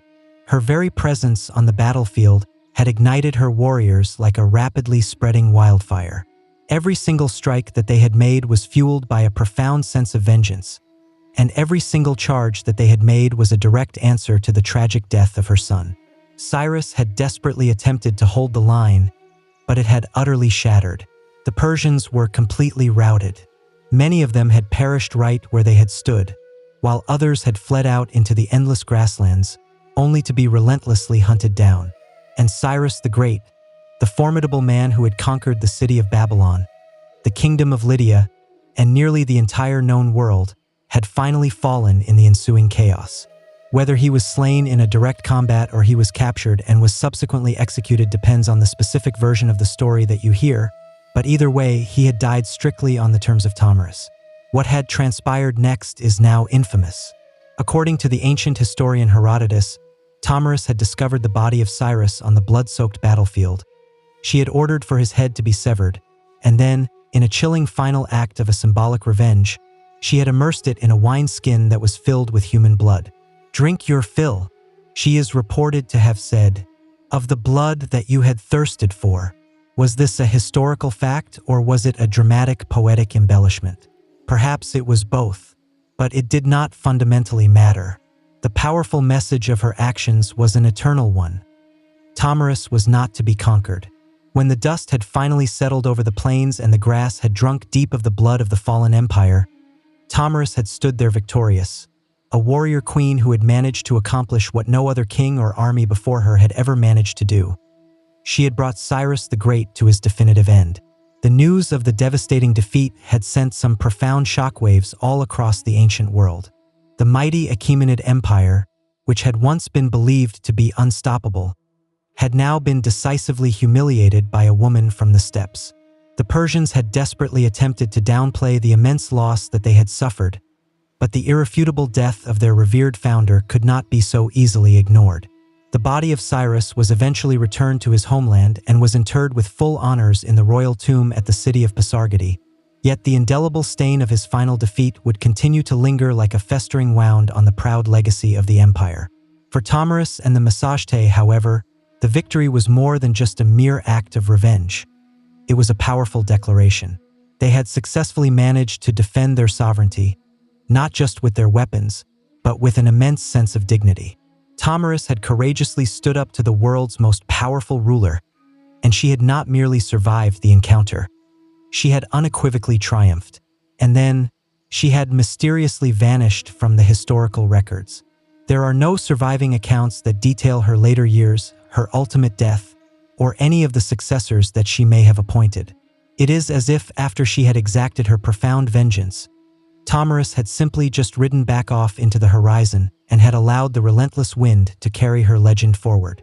In the centuries that had followed, the historians, the poets, and the chroniclers would all attempt to fill in the blanks, transforming her into a symbol as much as she was a historical woman. To the Persians, her name was a bitter, enduring reminder of their loss. To the Greeks, she was a captivating paradox. Barbarian, who had displayed a more profound sense of nobility than many of their own kings had ever done. And to the indigenous peoples of Central Asia, Tomyris had evolved into an enduring piece of folklore, a ghostly queen who continues to ride through the vast steppe, fierce and unbending, and wielding a sword that perpetually remembers the taste of blood. Her powerful legacy would go on to inspire countless depictions all across the diverse cultures of the world. The medieval manuscripts had portrayed her in a regal, battle-worn suit of armor. The Renaissance paintings had vividly imagined her towering triumphantly over the lifeless corpse of Cyrus. In every single age, she had become precisely what the people had needed her to be: a mother avenger, a wild and untamed queen, a harsh lesson in the dangers of hubris, or a powerful symbol of a feminine strength. But one truth cuts through all of the myths. She had undeniably changed the course of history. Tomyris had not inherited a throne. She had forged one for herself in a relentless fire and with an unyielding sense of fury. And for one brief, unforgettable moment, the Queen of the Steppe had powerfully proven that not all of the empires are destined to rise. Some of them will ultimately fall to the thundering hooves of the warriors who ride with a burning vengeance in their hearts. Much of what we know about Tomyris does not come from the local records of the Massagetæ, as they had left no stone tablets or any extensive royal archives behind, but from the insightful pen of a Greek historian, Herodotus. He is often revered as the father of history, and writing a century after her time, he had immortalized Tomyris in his seminal work, The Histories, depicting her as a warrior queen of an astonishing sense of resolve and a terrifying sense of vengeance. But Herodotus was not simply reporting the cold, hard facts. He was skillfully weaving a compelling story, one that was one part a historical chronicle and one part a morality tale. To him and to his contemporary Greek audience, Tomyris had represented the ultimate reversal of an imperial arrogance. Cyrus the Great, a man who had triumphantly conquered half of the known world, had fallen not to a vast, organized army or to a powerful rival king, but to a single woman who had fought not for any abstract sense of glory, but for the profound love of her child. Her victory was almost mythic in its scale, and Herodotus had treated it as such. He had even meticulously detailed her gruesome act of revenge. The wine skin that was filled with blood, the severed head of Cyrus, and her damning words, "Drink your fill." But was it all historically accurate? Modern historians have debated this question endlessly. Some of them have argued that Herodotus had exaggerated or had even invented some parts of the tale, strategically using Tomyris as a narrative tool to be able to symbolically humble the formidable Persian Empire, which at the time of his writing was still a looming, threatening force over the Greek world. Others have believed that while the blood wineskin episode might have been symbolic or embellished, the core event of the story, the death of Cyrus at the hands of Tomyris and the Massagetæ, had most likely occurred. There is also the question of the inherent bias of the author. Herodotus, for all of his insightful observations, had often filtered the foreign cultures through a distinctly Greek lens. He had portrayed the Massagetæ as being wild and free, yet simultaneously noble, an exotic mirror that was reflecting the Greek ideals of honor and liberty. And Tomyris, within that interpretative framework, was not merely a barbarian. She had served as a powerful moral counterweight to the pervasive ambition of the Persians.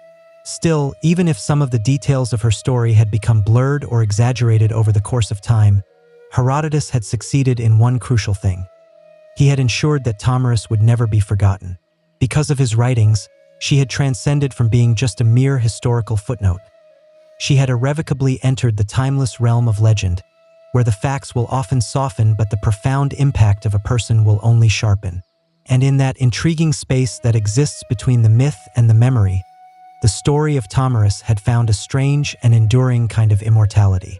In a world that was largely dominated by the kings and the conquerors, Herodotus had left us with the powerful image of a queen who had staunchly refused to kneel down and who had left her enemies bleeding in the desert sand. Though she may have slain one of the ancient world's most iconic emperors, Tomyris had never ruled over a vast empire herself. Her people, the Massagetæ, were fundamentally a group of nomads who had lived not by the rigid confines of any walls, but by the inherent rhythms of the land, the boundless sky, and the swift horse. This had meant that the legacy of Tomyris was never formalized or institutionalized. There were no grand marble busts or any official royal coins that bore her likeness, and there were no extensive archives to be able to immortalize her decrees. Instead, her compelling story was passed on as the stories on the steppe so often are, through the flickering of the firelight, through the power of song, and through the whispered sense of awe of the generations of warriors to come. The Massagetæ were just one of the many powerful nomadic tribes of the Central Asian steppes. Their cousins had included the Scythians, the Saka, and the Dahi, all of whom were renowned as being expert horse archers who had roamed the vast lands that lay between the Caspian Sea and the borders of ancient China. These tribes were deeply feared by the established empires for their incredible sense of mobility, their unpredictable tactics, and their ferocious intensity in battle. Tomyris, as a female leader among them, was a rare but not an entirely unique figure within their culture. The steppe culture, unlike many of the other sedentary civilizations of the time, had often afforded its women a far greater degree of freedom. The women would actively ride, they would hunt, they would fight, and they would even lead their people. Among the Scythians, the archaeologists have discovered the graves of female warriors who had been interred with their weapons, their armor, and their horse gear, which has conclusively confirmed that the stories of the fierce steppe queens were more than just a legend. Tomyris had stood at the absolute pinnacle of that formidable tradition.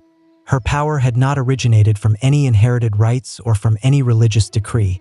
It had stemmed from an earned sense of respect, a raw sense of grit, and a sheer sense of capability. She had served as a unifying force among the scattered clans, functioning as both a shrewd political leader and a formidable military commander in a very challenging landscape where the means of survival had unequivocally meant being able to ride faster, to shoot more accurately, and to fear absolutely nothing. But because the Massagetæ had left no permanent monuments behind, Tomyris had become a kind of phantom queen, with her name resonating only in the writings of the foreign outsiders and in the vibrant oral traditions of the steppe itself. To the Persian scribes, she was a cautionary warning. To the Greeks, she was a compelling marvel. And to her own people, she was likely a cherished memory that was carried in their bloodlines and in their powerful battle songs, a guiding ghost who would ride eternally with them all across the vast plains. The empires may rise and they may fall, casting their long shadows in the stone, but the enduring stories of the steppe will live on forever in the wind. And Tomyris, fierce, grieving, and utterly unbroken, had become its most resonant voice. Centuries had passed, and the empires that had once surrounded the lands of the Massagetes had risen and had subsequently crumbled into dust. The successors of Cyrus had built the magnificent city of Persepolis. They had fiercely battled against Alexander the Great, and they had eventually just faded away into the dusty footnotes of time. But the legend of Thomyris had managed to endure, not within the opulent palaces of the kings, but in the resilient hearts of those who had steadfastly refused to bow down. Across the vast expanse of Central Asia, she had transcended from the role of being just a mere queen. She had become a powerful symbol of a feminine strength, of an unyielding sense of resistance, and of the untamed spirit of the steppe. In many respects, Thomyris had embodied a kind of defiance that had transcended all of the geographical boundaries. She was not a Roman, she was not a Greek, and she was not a Persian, and thus her compelling story had belonged to no single empire. That had made her both profoundly dangerous and incredibly inspiring. In the medieval Islamic world, the chroniclers had occasionally mentioned her name, which had been reshaped by the language but had never been quite forgotten. In some of the versions of her story, she was praised for her unwavering sense of justice and her righteous sense of vengeance, while in others, she was portrayed as a savage queen, a stark reminder that an immense sense of power in the hands of a woman could be both a glorious and a terrifying thing. By the time that the Renaissance had emerged in Europe, the artists had rediscovered her powerful tale through the ancient writings of Herodotus. The painters had depicted her in an elaborate, regal suit of armor, standing triumphantly over the lifeless body of Cyrus. In one particularly dramatic painting, she is shown holding his severed head aloft like a gruesome trophy, blood-soaked and utterly victorious. It was theatrical, yes, but it was also a deeply political statement. These artists had been captivated by the radical idea of a woman who had not just managed to survive in a man's world. She had decisively won. In the 19th and the 20th centuries, Thomyris had transformed into a powerful nationalist icon in the regions like Kazakhstan, Uzbekistan, and Turkmenistan. The poets and the educators had reclaimed her as a vital historical heroine, a powerful proof that the roots of the Central Asian identity were fierce, proud, and profoundly feminine. Her name had begun to appear in the textbooks, on the statues, and even in the military ceremonies. A woman who had once ruled on horseback with a bow held firmly in her hand was now riding once more through the memory and the myth, through the narratives of a rebellion and a national sense of pride. In a world that continues to grapple with the idea of powerful women, the story of Thomyris remains a compelling challenge. She was not perfect, she was not saintly, and she was not easily tamed. She was decisive, she was brutal when it was absolutely necessary, and she was compassionate only to those who had truly deserved it. She was a resistance in a human form, and the blood of an empire that was on her hands was a powerful crown that she had worn without any apology. History tends to predominantly favor the builders of the grand monuments, the meticulous writers of the laws, and the kings who would confidently carve their names into some enduring stone. Thomyris had done none of these things. She had left no enduring empire behind, no magnificent palace to be excavated, and no royal seal to be deciphered. And yet, her name still lives on, not because she had ruled forever, but because she had defiantly refused to ever be erased. She stands as a striking contradiction to how history has so often remembered its women, not as mere helpmates or as footnotes, but as undeniable forces of destiny. Thomyris had not humbly begged for her recognition. She had powerfully taken it with her own blood and with fire. She had not ridden submissively behind a king. She had bravely ridden against one, and she had definitively won. Her compelling story is now retold in the classrooms from Central Asia to Europe, not simply because she had killed Cyrus the Great, but because she had dared to openly defy him. She was not defending an established empire. She was fiercely defending a sense of freedom, a freedom that had ridden gracefully on the backs of the horses, that had hunted skillfully with the hawks, and that had slept peacefully under the stars, a freedom that could not be so neatly drawn on any map. Today, her statues majestically rise up from the capital cities of Kazakhstan, and her powerful face now adorns the national coins and the textbooks. To the modern Central Asians, she is a revered mother of the nations, a vital link to a pre-Islamic, pre-Soviet, and a proudly nomadic past. She is a powerful reminder that their identity was not forged in a state of submission, but in the resonant cry of a battle and in the thunderous gallop of the horses. In a world that is still so divided by power, by gender, and by a selective memory, Tomyris serves as a powerful beacon, not just because she had killed a great king, but because she had taught us something that was even greater: that a true sense of dignity is not bestowed upon you, it is fiercely seized, and that sometimes an authentic sense of leadership will manifest itself as a grieving mother who profoundly refuses to let the killer walk away unpunished. We often ponder why some names will endure while others will completely vanish from our memories. The name of Tomyris has managed to survive because she was utterly unforgettable. Because in a time when women were generally expected to disappear into the tents of the men, she had bravely risen up, with a blade held firmly in her hand, with an unyielding sense of fury in her heart, and she had meticulously carved her own indelible story into the very flesh of history. The empires may fall, and the statues may crumble, but the true legends will ride on eternally. And somewhere in the whispering winds of the vast steppe, a queen still gallops, unbroken, undefeated, and utterly unforgettable. In ancient Egypt, the practice of beekeeping was not merely a hobby. It was a state-sponsored science that had an explicit divine approval. Long before the existence of our modern apiaries, the Egyptians had already developed an organized, mobile system for effectively managing their bees and for extracting their honey. By the year 2400 BCE, the practice of beekeeping was being meticulously depicted in great detail on the walls of the tombs that were within the sun-drenched necropolises of the city of Saqqara. It was not just about the harvesting of the honey. It was considered to be a sacred practice, one that was deeply embedded in their agriculture, their medicine, their religion, and even in the intricate rituals of the afterlife.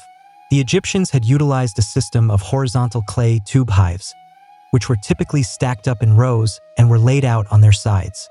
These were nothing like our modern wooden boxes. They more closely resembled a series of terracotta drain pipes, and they were cleverly designed to be seasonally relocated. As the floodwaters of the Nile would recede and the vibrant flowers would begin to bloom along its banks, the beehives would be strategically moved up and down the river to be able to follow the natural flow of the nectar. This method of transhumance was incredibly advanced for its time, and it was almost like having an ancient form of GPS for the bees. The beekeepers had employed the use of clay or stone pipes to be able to gently blow some smoke into the hives, which would calm the bees down before the delicate process of the honey extraction would begin. Without any protective suits, these keepers had to rely on a careful sense of timing, their extensive experience, and a fair bit of raw courage to be able to do their job. The honeycombs were removed from the hives very gently, and the honey was then collected not only for its use as a food, but also for its vital uses in their medicine, in the process of mummification, and in the sacred religious rites. The honey was considered to be a direct gift from the gods, a divine substance that was intimately associated with the powerful sun god, Ra. According to the ancient Egyptian myths, the bees were miraculously born from the tears of Ra as they had fallen down to the earth. This was not just some poetic fluff. It had profoundly shaped the way that the Egyptians had treated the bees, as vital messengers between the mortal world and the divine realm. The honey was used in the temple offerings, in the elaborate funerary rituals, and it had even served as a form of currency in their trade. It had also held a prominent role in their medicine. The ancient papyri have listed honey as a key ingredient in over 500 different remedies, and it was often mixed with some herbs, with wine, or with milk to be able to treat a wide range of ailments, from eye infections to gastrointestinal issues. Its inherent antibacterial properties were well known to them, even if the underlying science behind it was not yet fully understood. The beeswax, too, was diligently harvested and was utilized in their cosmetics, in the embalming processes, and even in the creation of their writing tablets. It had possessed a value that went far beyond the hive, and it had become an integral part of the daily lives of the scribes, the priests, and the healers alike. In Egypt, the hive was not merely a source of sweetness. It was a powerful symbol of a sense of balance, of healing, and of a celestial order, one that was meticulously cultivated under the watchful eyes of both the humans and the gods. While the civilization of Egypt had given the practice of beekeeping a sense of structure and a profound sense of sanctity, the ancient civilization of Mesopotamia had given it something that was equally as vital: a codified legal framework. The cradle of civilization had not just managed to master some very sophisticated techniques of irrigation, had developed some very complex systems of writing, and had pioneered the art of city building. They had also instinctively understood the immense value of the honey and the crucial importance of protecting its production. Though the Mesopotamian practice of beekeeping was not as visually celebrated as it was in the elaborate tombs of the Egyptians, the traces of it can still be found in the cuneiform tablets and in the extensive legal codes, which have suggested a quietly sophisticated practice. References to the bees and to the honey have appeared as early as the ancient Sumerian period. In the Akkadian and the Babylonian texts, there are specific mentions of bee gardens or of apiaries. These designated spaces were often attached to the temple grounds or to the royal estates, which has indicated that the production of honey was primarily a resource that was controlled by the elite. The honey and the beeswax were extensively used in the religious offerings, in their medicine, in their food, and in their trade, and the loss of a single hive could result in a very serious economic blow. The most telling piece of evidence for this comes from the renowned Code of Hammurabi, which has been dated to around the year 1754 BCE. While the majority of this code is famously dedicated to some very crucial issues like theft, injury, and agriculture, there are a few explicit lines in it that directly address any disputes that might have involved the bees. If someone had permitted their bees to swarm into another man's field and the bees had subsequently caused some damage, then they were to be held legally liable for it. If any honey was to be stolen, then a restitution had to be made, which would sometimes be in the form of some silver or some replacement jars of honey. In a world where almost everything was meticulously counted in terms of the amount of grain that you had, the fact that the honey had warranted its own specific legal protection speaks volumes about its importance. The Mesopotamians had also perceived the bees as being more than just mere insects. Some of their texts have described them as being divine messengers, and they have even linked them to the god Ninurta, who was the god of both agriculture and of the military. The beeswax, in particular, was highly valued for the sealing of any important documents and for the crafting of any ritual figurines. It had served both a practical and a mystical purpose, being a part of both the daily bureaucracy and of a profound sense of magic. Though the exact design of the Mesopotamian hives has not been fully preserved in the archaeological record, the scholars have believed that they may have utilized either mud brick or woven basket hives, which would have been similar to the early Levantine styles. These would have likely been kept in some shaded gardens or on the rooftops, where they would have been meticulously protected from the harsh heat of the summer. The Mesopotamian practice of beekeeping was less about a direct sense of worship and more about an established sense of structure, of regulating the resources, of ensuring a sense of fairness, and of diligently maintaining the economic balance of a society where even a simple bee sting might have unexpectedly led to a case of litigation. Here, the hive was not just a biological wonder. It was a microcosm of a sense of order, of the law, and of the very civilizing impulse itself. In the rugged highlands of the region of Anatolia, long before the Greeks had ever taken the center stage in the ancient world, the Hittites were quietly mastering the sophisticated art of beekeeping. And they certainly were not treating it like it was just a casual backyard hobby. To the Hittites, the bees were sacred agents of a sense of purity. They were vital messengers between the different realms, and they were essential to both the successful practice of agriculture and to the spiritual health of the entire kingdom. Unlike in the civilizations of Egypt and Mesopotamia, where the practice of beekeeping was a practical blend of both science and of economics, the Hittites had adopted a more ritualistic approach to it. In their religious texts, which have been dated from the 14th and the 13th centuries BCE, the bees are mentioned not merely as the producers of the honey, but as the active, crucial participants in the purification rites. One famous Hittite ritual text has described a ceremony in which a live bee is summoned to go and remove the evil, the impurity, and the wrath of the gods. The bee is then gently released, not killed, which was a rare demonstration of mercy in the ancient rites, and which has strongly suggested a deep sense of reverence for the insect. The Hittites had valued the honey for both its delectable taste and for its sacred utility. It was used in the libations, in the solemn sacrificial offerings, and in the anointing rituals, and it was often combined with some wine, with some milk, or with some grain. The honey was not merely consumed. It was poured, it was ritually burned, and it was blessed. It had served as a vital medium between the human intention and the divine reception. In terms of the practical side of beekeeping, The evidence has suggested that the Hittites had used either clay or woven hives, which were likely stored in some protected enclosures that were located near the temples or the royal estates. Though the archaeological record is somewhat sparse, the parallels that it has with the neighboring Levantine and Syrian traditions have hinted at some portable, tube-like hives, which were possibly crafted from some straw and from some mud, and which were stacked and were managed much like the ones that have been observed in Egypt. The beekeepers in the Hittite world had likely operated under a strict sense of temple control, with their work being deeply embedded in the seasonal festivals and in the state rituals. The honey was not a mere commodity. It was a powerful tool of diplomacy, of healing, and of a profound sense of spiritual cleansing. The humble bee, which was seemingly so small and so unassuming, had held a symbolic weight that had far exceeded its physical size. The Hittites had also contributed a vital piece to the global understanding of the bees. They had accurately recognized the migration patterns of the bees.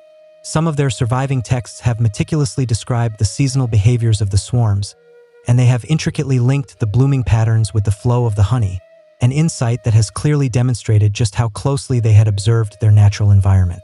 In ancient Anatolia, the gentle hum of the hive was not merely just some background noise. It was perceived as being a sacred frequency, one that was vibrating profoundly through the very bones of the gods and the kings alike. The ancient Greeks did not just study the bees. They admired them, they feared them, and they even subtly modeled some aspects of their society on the bees' mysterious sense of order. To the Greeks, the hive was far more than just a simple place of honey production.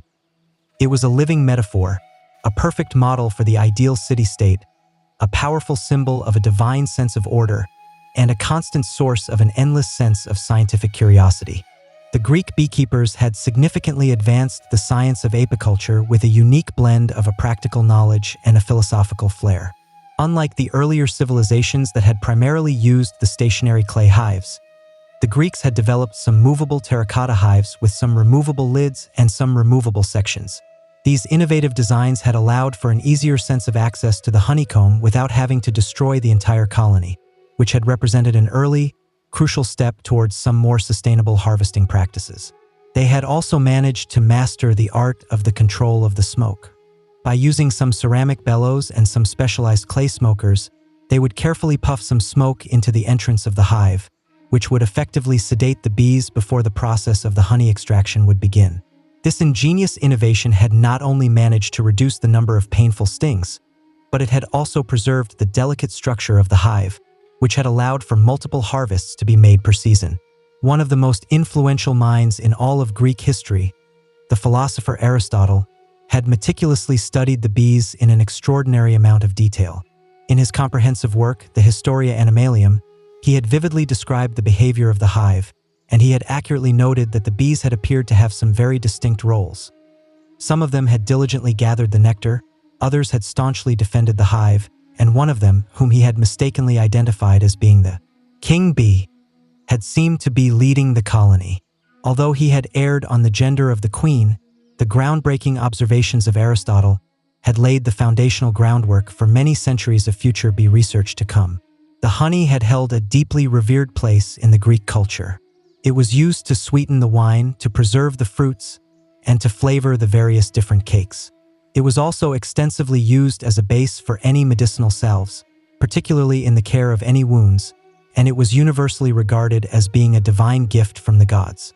The Greeks had firmly believed that the ambrosia, which was the sacred food of the gods, was a miraculous mixture of both honey and of wine.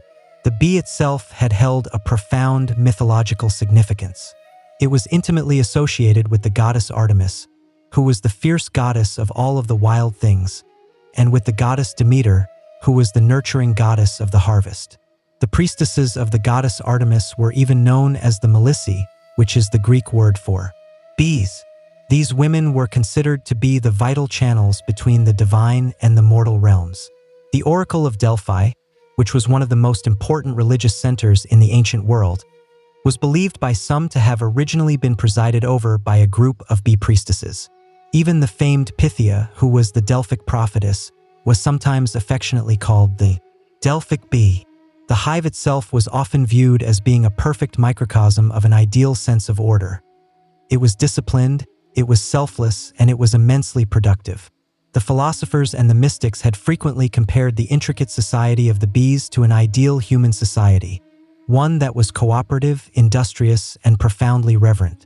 The Stoics had particularly admired the bees for their instinctive sense of duty, and the early Christians would later go on to adopt the bee as a powerful symbol of a sense of chastity and of the resurrection, noting how the bees are able to create but do not lust. For the Greeks, the hive was both a scientific marvel and a profound spiritual emblem, a constant reminder that even the smallest of the creatures are able to move with a sense of purpose, of discipline, and of an inherent sense of grace. In their diligent studying of the bees, they had believed that they were ultimately studying the very fundamental laws of nature, and perhaps even of the gods themselves. If the Greeks had studied the bees with a profound sense of wonder, then the Romans had managed them with an unyielding sense of ambition. The practice of beekeeping in the vast Roman Empire was not just a minor cottage industry. It was meticulously scaled to be able to match the immense needs of a civilization that had stretched all across the different continents. From the sprawling vineyards of the region of Gaul to the rugged hills of the region of Hispania, the Romans had managed to transform the humble beehive into an empire-wide enterprise. The Romans had inherited much of their sophisticated apicultural knowledge from the Greeks and from the Etruscans, but they had managed to expand it into a highly formalized agricultural science. Some influential writers like Varro and Columella had meticulously recorded some very detailed instructions for the constructing of the hives, for the harvesting of the honey, and for the strategically relocating of the colonies. Their comprehensive treatises have described the practice of beekeeping with a startling degree of modernity, including some very precise observations on the behavior of the swarms, on the seasonal cycles, and on the effective methods of pest control. The Roman hives had come in many varied forms. There were hollow logs, some ingenious containers that were made of cork bark, the traditional clay tubes, and even some woven baskets that were meticulously sealed with either some dung or with some mud. The flexibility was of the utmost importance. In the colder climates, more insulation was required, while in the warmer provinces, an efficient sense of ventilation was a critical component. These innovations had allowed the beekeepers of Rome to be able to skillfully adapt the craft all across the vastly different geographical regions of their empire. To be able to calm the bees down, the Romans had commonly employed the use of some clay pots that were filled with some smoldering fragrant herbs, like either thyme or oregano. The gentle smoke would soothe the hive, and it would possibly impart some subtle flavors to the honey that was being harvested. The harvesting was typically done with some sharp iron knives, and the wax was separated by a process of melting and of straining, and it was later utilized in the making of their candles, their writing tablets, their cosmetics, and even for the waterproofing of their ships. The honey was not just a food item. It was a ubiquitous part of their lives. It was added to the wine to be able to create a drink called mulsum. It was extensively used in their baking. It was incorporated into the sauces for both their meat and their fish, and it was even served as an early, crucial source of energy for their athletes and for their soldiers. The Roman physicians, who were diligently following the Hippocratic traditions, had prescribed honey for a variety of different ailments, including sore throats, wounds, fevers, and any digestive problems. Its potent antibacterial properties were well known and were widely utilized. But perhaps the most distinctly Roman characteristic of their practice of beekeeping was its unparalleled sense of organization. The large villas would often feature some dedicated honey farms that were managed by a group of enslaved laborers who were under the meticulous supervision of the estate managers. The production was diligently recorded in their ledgers, and any surplus of the honey was either sold in the bustling markets or it was meticulously exported to the distant provinces. The bees were viewed not merely as just some insects, but as the productive, integral citizens of the robust Roman economy. To the Romans, a well-run beehive was a perfect mirror of a well-run household. It was orderly, it was obedient, and it was endlessly fruitful. While the ancient civilizations had assiduously cultivated the bees for their precious honey and for their useful wax, many of them had also perceived the hive as being a profound doorway to the divine. All across the ancient world, from Egypt and Greece to Mesopotamia and beyond, the bees were not just considered to be mere insects. They were regarded as being spiritual beings, ones that were perpetually buzzing between the distinct worlds, diligently delivering the messages from the powerful gods, and offering up some sacred gifts, like the honey, that would seamlessly bridge the gap between the natural and the supernatural realms. In Egypt, the bees were directly and intimately tied to the divine act of creation. As we have mentioned earlier, the ancient mythology had claimed that the powerful sun god, Ra, had shed some tears that had miraculously transformed into bees upon their touching of the fertile earth.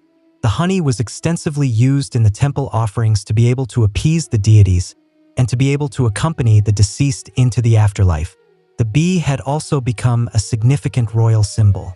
The pharaohs of Lower Egypt had proudly borne the title of he of the sedge and the bee, which had thereby connected their earthly authority to the cosmic sense of harmony that was so inherent in the hive.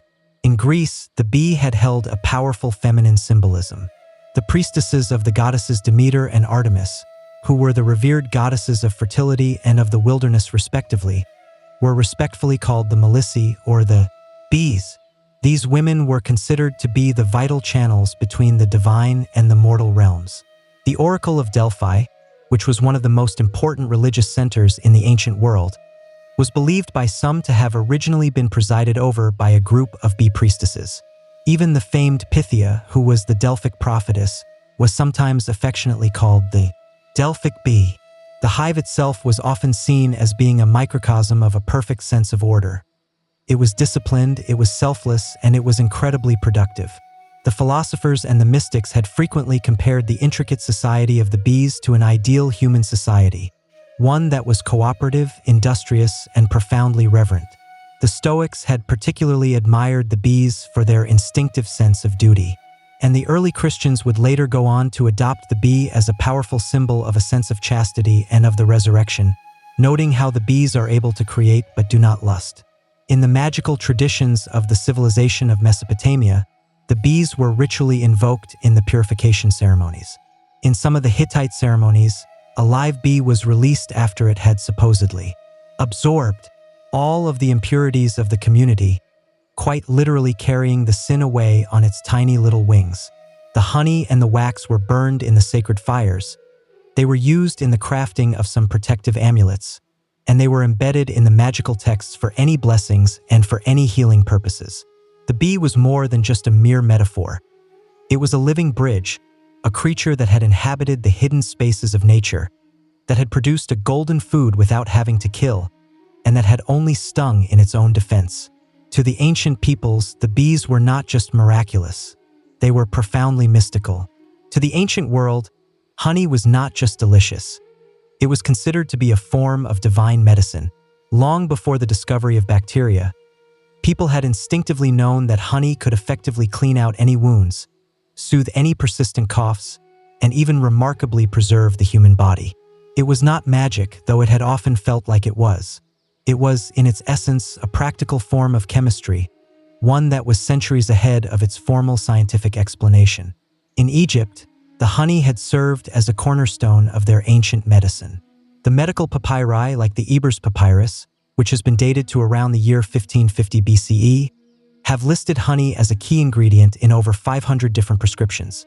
It was frequently mixed with some milk, with some figs, with some garlic, and with various different herbs to be able to treat a wide range of ailments, from some stubborn eye infections to some very troublesome digestive problems. When it was combined with some animal fat or with some resin, it was effectively applied as a salve to any burns and to any cuts. The doctors had observed that the wounds that had been treated with honey had healed much faster and had shown a greater sense of resistance to any infection, which was likely due to the honey's natural acidity and to the presence of some hydrogen peroxide. The Greeks had followed suit. Hippocrates, who is often hailed as the father of modern medicine, had prescribed honey for any respiratory problems, for any ulcers, and for a general sense of fatigue. He had notably used a mixture of honey and a vinegar to be able to create a substance called oxymel, which was a potent tonic that was utilized to be able to clear out any phlegm and to be able to reduce any fevers. The Greek athletes had consumed some honeyed water to be able to boost their stamina during their intense Olympic training, as they had believed that it had restored their strength much more quickly than either wine or plain water alone. In India, the ancient Ayurvedic system had held the honey, or the madhu, in an extremely high regard. It was meticulously classified by its taste, by its source, and by its precise medicinal potency. The Ayurvedic texts had cautioned against the overheating of the honey, but they had endorsed it as a versatile treatment for any indigestion, for any colds, for any wounds, and even for certain types of poisoning. It was also integrated into their religious rituals, it was offered up to the gods, and it was consumed during the sacred fasts for both a spiritual and a bodily cleansing. The Romans, too, had firmly believed in the profound medicinal power of the honey. Pliny the Elder had diligently recorded dozens of remedies that had involved the use of honey in his encyclopedic work, the Naturalis Historia. It had served as a versatile base for their ointments, for their gargles, and for their laxatives, and it was even used to be able to treat the wounded after their fierce battles. A mixture of honey and of poppy juice was administered as a form of sedative, and the Roman surgeons had consistently kept it on hand to be able to dress any wounds and to be able to effectively reduce any inflammation. The beeswax had also played a significant role in the ancient medicine, serving as a base for their plasters, for their balms, and even for their rudimentary dental fillings. Its malleability and its inherent resistance to any decay had made it an ideal substance for the sealing and the preserving of any compounds. In short, the honey in the ancient world was not just sweet, it was profoundly life-saving. It had healed the sick, it had preserved the dead, and it had symbolized a sense of purity. It was, effectively, the pharmacy of the gods, one that was miraculously delivered by the industrious wings of the bees. The ancient beekeepers were more than just mere farmers. They were true innovators, skilled engineers, and incredibly keen observers of the natural world.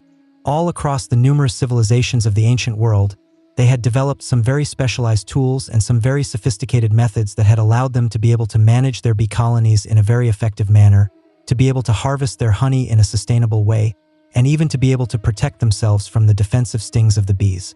One of the most crucial innovations that they had made was the intelligent design of the hive itself. The Egyptians had popularized the widespread use of some horizontal, cylindrical clay hives, which were essentially just some large terracotta tubes that were stacked up in a series of rows. These hives were remarkably durable, they were easily portable, and they had mimicked the natural cavities where the bees would instinctively thrive. Similarly, the Greeks and the Romans had utilized some terracotta and some woven basket hives, with some of them being ingeniously designed with some removable lids to be able to allow for an easy access to the honeycombs without having to destroy the entire colony. The ability to be able to inspect and to be able to harvest the honey without having to kill the bees was a genuinely revolutionary concept, one that had paved the way for our modern, sustainable agricultural practices. To be able to safely extract the honey from the hives, the ancient beekeepers had consistently employed the use of smoke to be able to calm the bees down. The Greeks had invented some clay smokers and some bellows that were specifically designed to be able to direct the smoke into the entrance of the hive.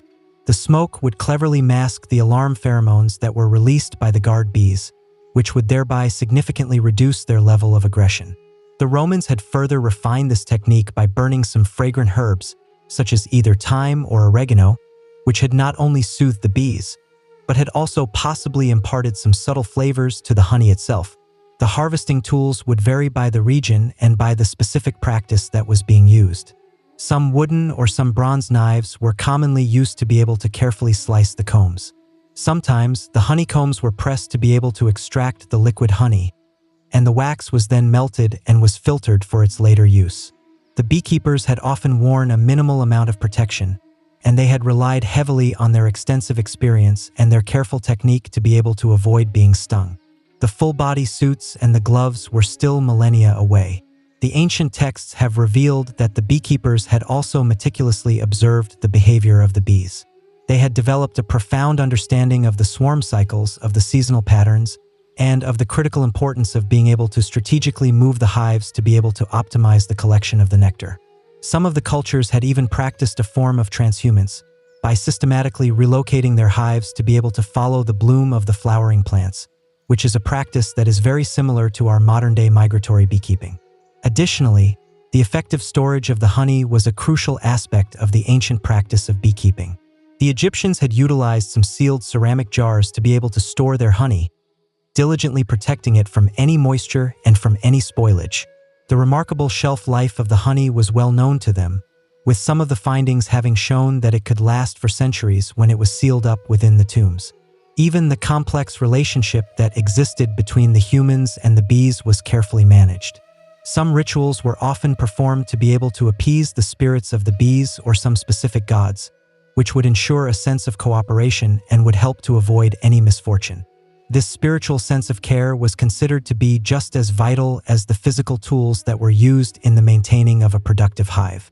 In essence, the ancient practice of beekeeping was a sophisticated blend of a skilled craftsmanship, of a natural science, and of a profound sense of reverence.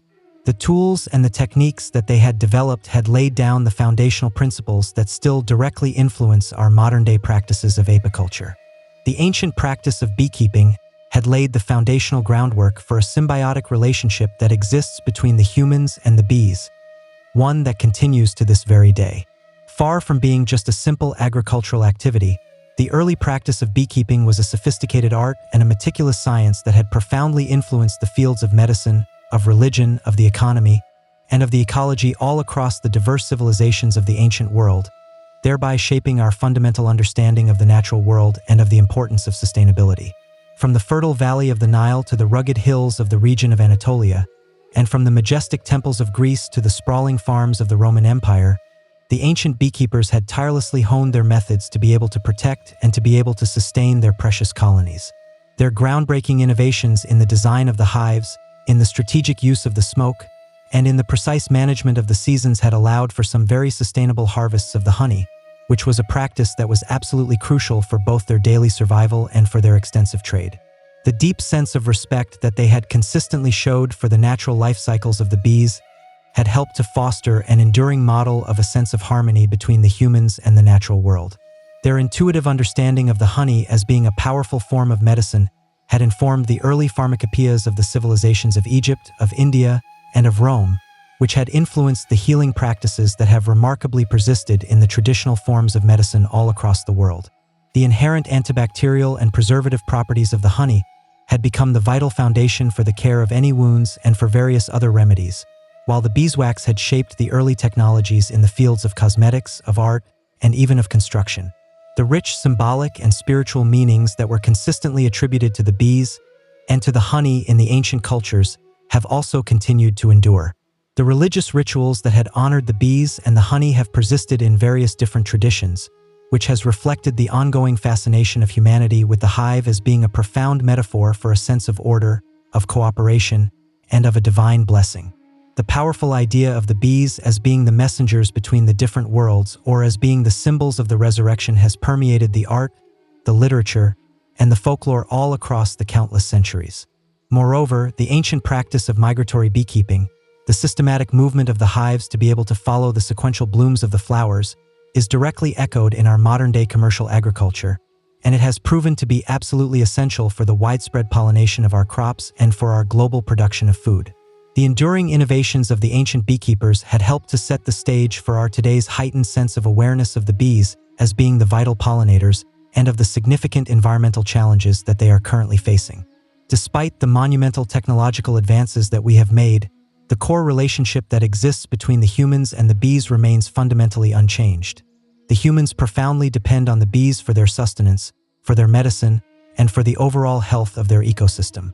And the bees, in turn, have profoundly shaped the human culture, the economy, and the spirituality since the very dawn of our civilization. The legacy of the ancient practice of beekeeping stands as a powerful testament to the ingenuity of the humans, to a deep sense of respect for the natural world, and to the enduring power of a sense of collaboration, both within the intricate society of the hive and between the different species. It ultimately reminds us that even the smallest of the creatures can be able to inspire a profound sense of science, an unwavering sense of faith, and an essential sense of survival.